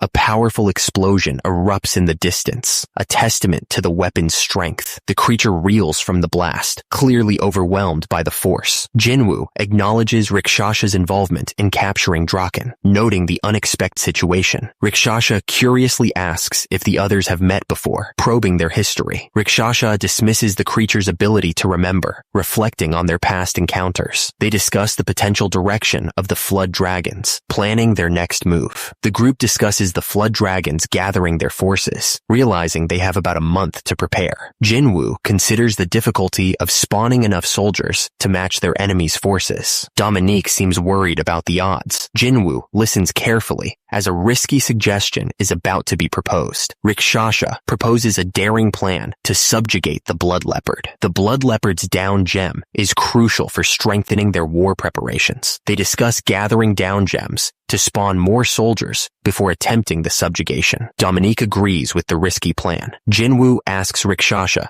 to prepare a detailed map to the Blood Leopard's territory. Rikshasha confirms she can map the route to the entrance of the Blood Leopard's territory. Jinwoo and Dominique prepare to move forward with their plans, the tension in the air palpable. Jinwoo decides it's time to get moving, indicating a new mission ahead. Dominique wonders if Jinwoo will return with more human weapons, but he dismisses the idea due to their limitations. Jinwoo mentions dipping into his savings, catching Dominique off guard. A creature, restrained and anxious, asks Jinwoo when it will be allowed to move again. An hour later, the scene shifts to inside the Paju D gate. Jinwoo decides that this spot will work for his next step. Jinwoo prepares to synchronize maps of the labyrinths, ensuring they are up to date. Maps of the labyrinths on the first, second, and third floors are synchronized, enhancing Jinwoo's navigation plans. The map reveals a clear path, marking the way to where the down gems are hidden. The group stands ready at the cave entrance, knowing it will take days to reach their destination.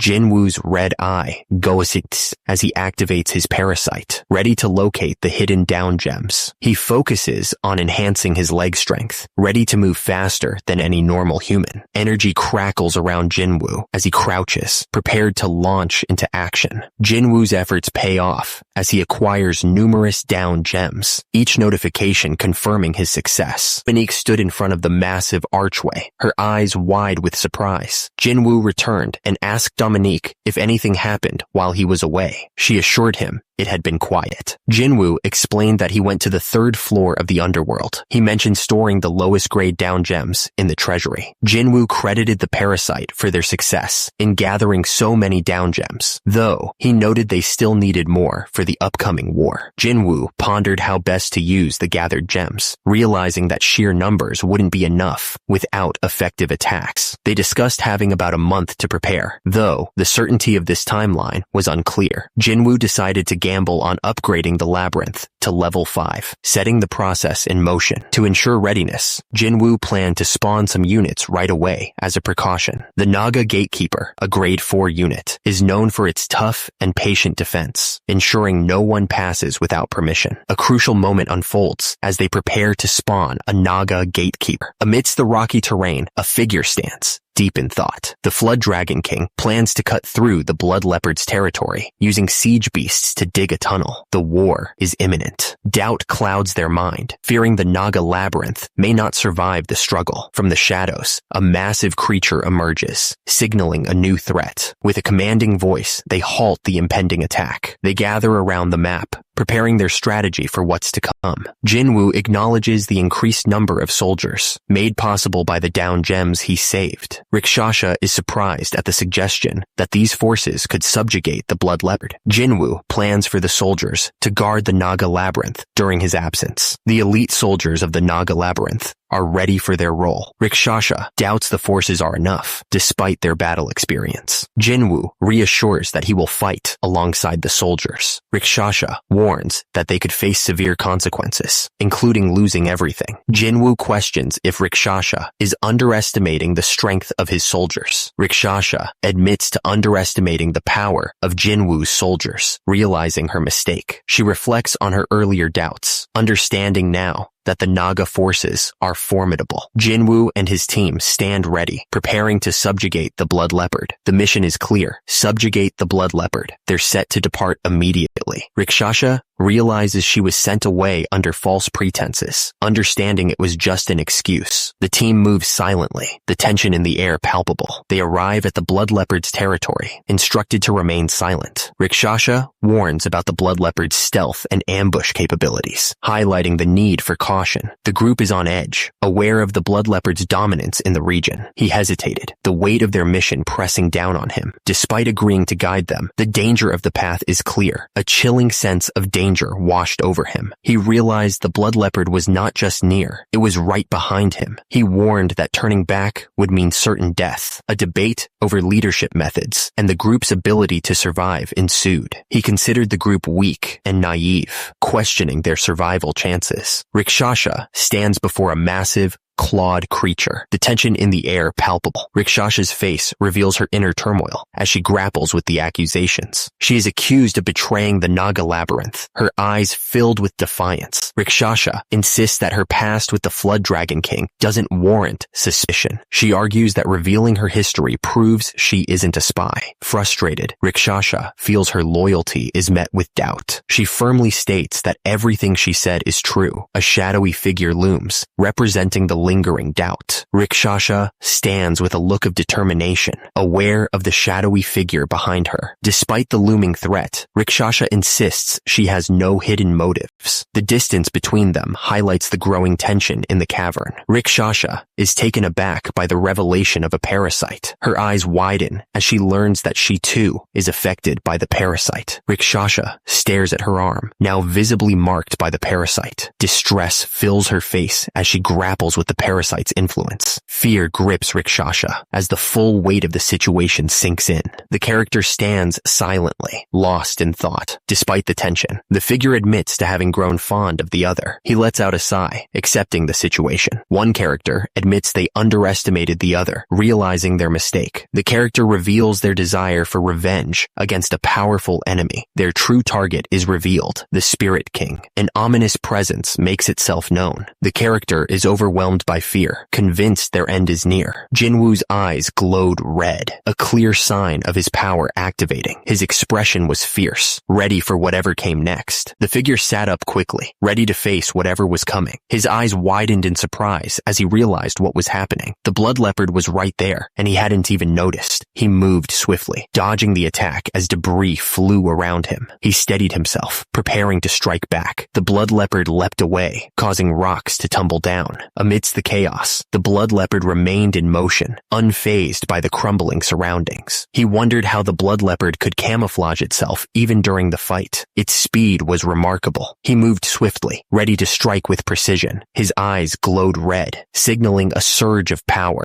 He launched himself at the creature, determined to take it down. The figure watched in shock, unsure of what to do next. A massive creature burst forth, ready to attack. Despite his power, they couldn't see him as more than human. He stood ready, waiting for the battle to resume. He warned that next time, there would be no mercy. The figure was startled, realizing the blood leopard was visible. They observed the blood leopard, wondering if it was regaining strength. He felt the drain from using the parasite's power, and knew he had to finish the fight quickly. Another blood leopard emerged, complicating the battle further. The creature loomed large, its presence menacing and undeniable. He braced himself, ready to face the threat head-on. With a fierce strike, he engaged the creature, determined to take it down. He glared fiercely, ready to finish the battle against the relentless foe. Jinwoo stood before the massive creature, feeling a sense of déjà vu from past dangers. Jinwoo, aware of the parasite's drain, plans to conserve energy to handle the dual threat. Rakshasa prepared to back up the Naga, determined to protect their allies. She insisted that the Naga could handle the threat, confident in their strength. The air was thick with tension as they faced the creature. The mysterious figure invoked a powerful spell, their hands glowing with energy. The mage was worried, knowing the healing couldn't stop without dire consequences. The mage was resolute, understanding the importance of protecting someone special to the king. The creature's eyes glowed ominously as it spoke of loyalty to its king. With a fierce gaze, the creature readied itself for whatever lay ahead. Its eyes burned with a fiery intensity, ready to strike. The creature's attack hit with explosive force, shattering the surface. The tension crackled as the two creatures faced off, each ready to dominate. Its eyes narrowed, calculating the next move. Standing tall, the creature exuded power and readiness for the fight. The ground cracked and splintered under the force of the blow. The creature lay motionless, surrounded by swirling smoke, evidence of the intense battle it just endured. Its eyes glowed fiercely, hinting at a resurgence of energy or intent. The massive creature launched an aggressive attack, overpowering the smaller figures below. Clinging tightly, the smaller creature fought to maintain its grip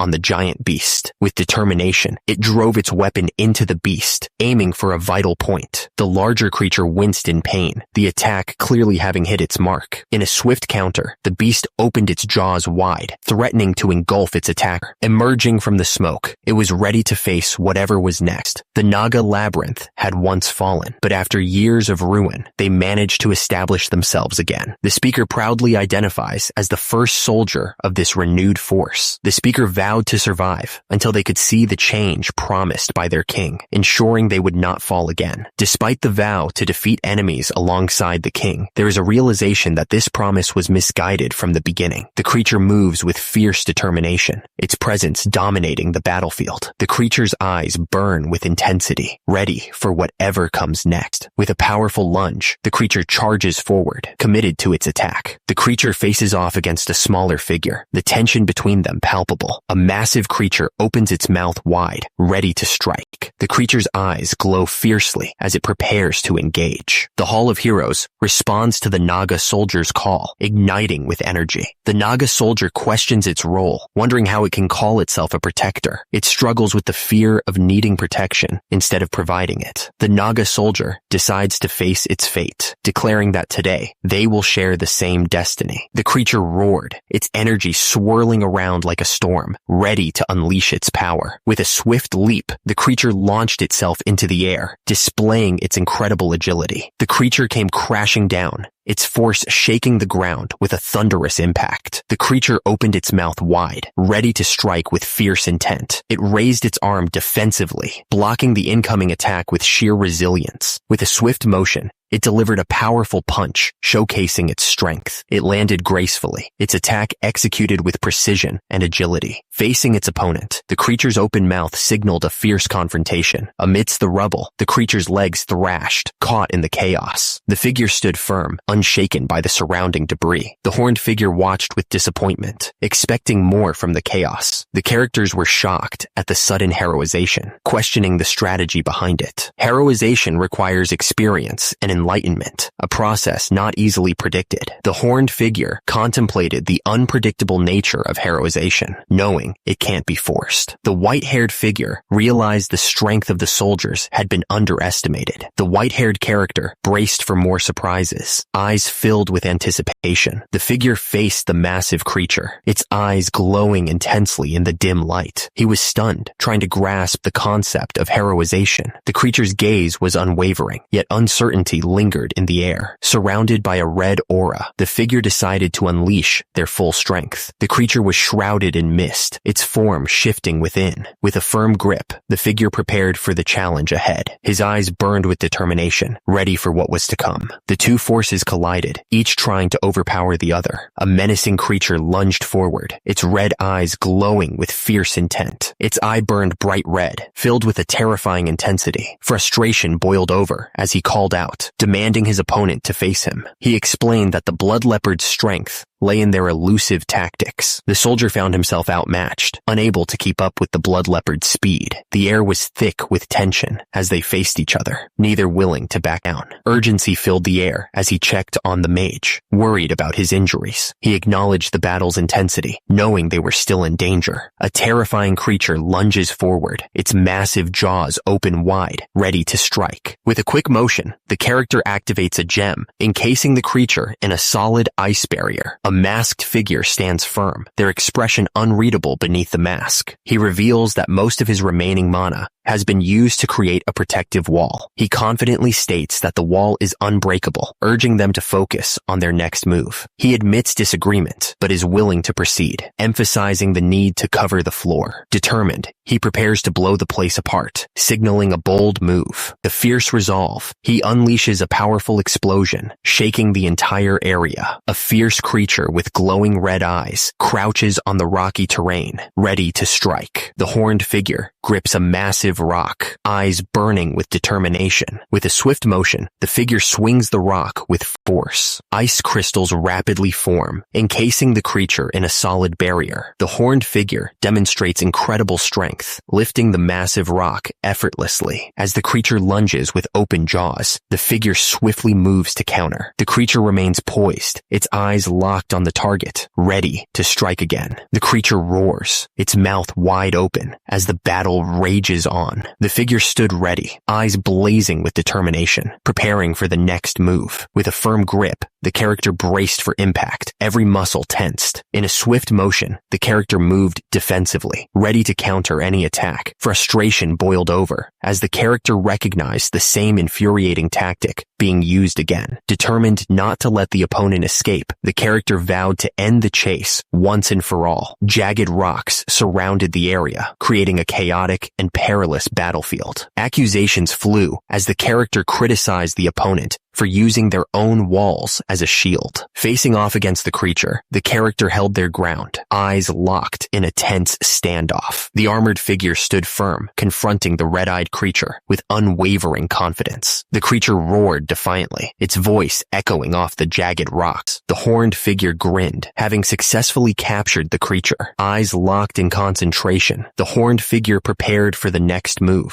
Tension filled the air as the horned figure's expression intensified. terrified. Determination etched across their face. The figure was ready to act. Standing triumphantly atop the subdued creature, the figure proclaimed their victory. The figure declared confidently that this was only... The creature let out a final, echoing roar, its mouth wide open and teeth bared. Standing triumphantly, the figure surveyed the fallen beast beneath them. With red eyes gleaming, the horned figure's expression was one of intense focus. The horned figure's expression softened, lost in thought. Jinwoo sat calmly atop the defeated creature, taking in the scene with quiet confidence. The horned figure addressed Jinwoo with respect, acknowledging him as my king. While grateful for Jinwoo's success, the horned figure expressed regret over a loss. Jinwoo's resolve was clear. He would ensure the loss was not in vain. The conversation turns to the weight of responsibility that comes with strength, reminding one not to rank allies by worthiness. The warrior seems surprised, absorbing the critique about not letting power cloud judgment. Kneeling, the warrior pledges to take the lesson to heart, showing loyalty to his leader. The observer acknowledges that criticism can be more beneficial than praise for growth. The leader considers rewarding the warrior for past accomplishments, including handling the spider incident. The warrior is given the name Quintus, a title befitting a great general. The leader explains that Quintus is a name used by great military generals, fitting for a hero. The warrior is taken aback by the honor of being named general of the Naga army. Quintus kneels, vowing eternal service to the Naga king, marking a moment of commitment and loyalty. The group prepares to head back to the labyrinth, ensuring they can handle the task ahead. He warns the others to be cautious, as the leopard is still alive. He reflects on the need to discard most of the leopard's parts, focusing on its unique down gem. He examines the blood leopard's down gem, realizing its unique potential with the right refining method. He feels frustrated that the down gem is the only significant gain from the hunt. He realizes that staying put meant passing a test of loyalty or courage. Surprised, he humbly denies any intent to test his leader, showing loyalty. He suggests they continue their important conversation. He recaps the plan to take revenge on the Spirit King using alliances and strategies. She reflects on the plan to manipulate the Flood Dragon Labyrinth against the Naga Labyrinth. He confirms the plan is mostly correct, but notes some missing details. He asks when the Flood Dragon King will arrive, highlighting the urgency. She reveals they have 5 days until the Flood Dragon King reaches the Naga Labyrinth. He worries about not having enough time to upgrade the labyrinth. He casually acknowledges the presence of a parasite, hinting at deeper plans. He calmly reveals that everything was an act, leaving the other in shock.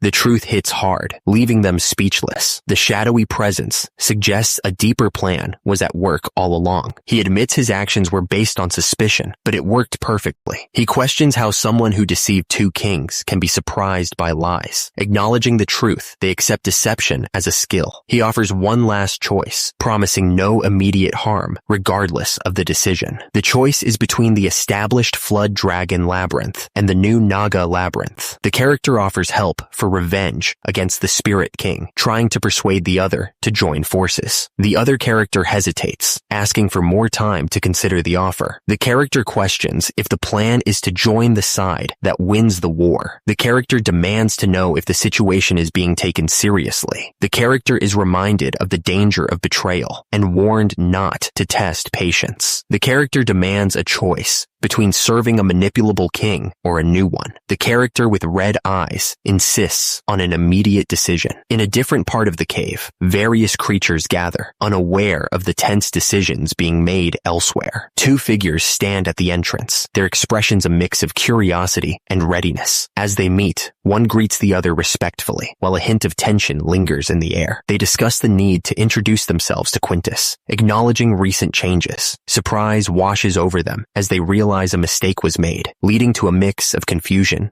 and disbelief. With fierce loyalty, one character insists that their king can make no mistakes. An awkward introduction unfolds, with one character trying too hard to be friendly. Quintus confirms that he delivered the message exactly as instructed, ensuring nothing was left out. They discuss the feasibility of their plan, considering the injuries and the vitality of a blood leopard. They were running out of time, and the pressure was clear. The news that the flood dragons would arrive in 5 days left them stunned. He reassured the group that Rakshasha was now one of them, though some uncertainty remained. Rakshasha was instructed to share everything she knew with Dominique, emphasizing the importance of the task. Quintus was ordered to help build a watchtower and train the soldiers quickly. He planned to gather down gems and weapons from the labyrinth to bolster their defenses. They decided to create a plan based on Rakshasha's insights, with a scouting mission in the meantime. He assured them not to worry, comparing the threat to mere horned rats. A gigantic creature with a glowing red eye emerges, surrounded by swirling mist. Its presence is both intimidating and powerful. The creature looms over an army, its red eye watching over the banners that signify allegiance. The leader, a horned figure, commands attention as he addresses his forces with authority. Ajag and Urjag are introduced as central figures in the army, prepared to lead the charge. Ajag and Urjag stand ready, their titles underscoring their pivotal roles in the upcoming battle.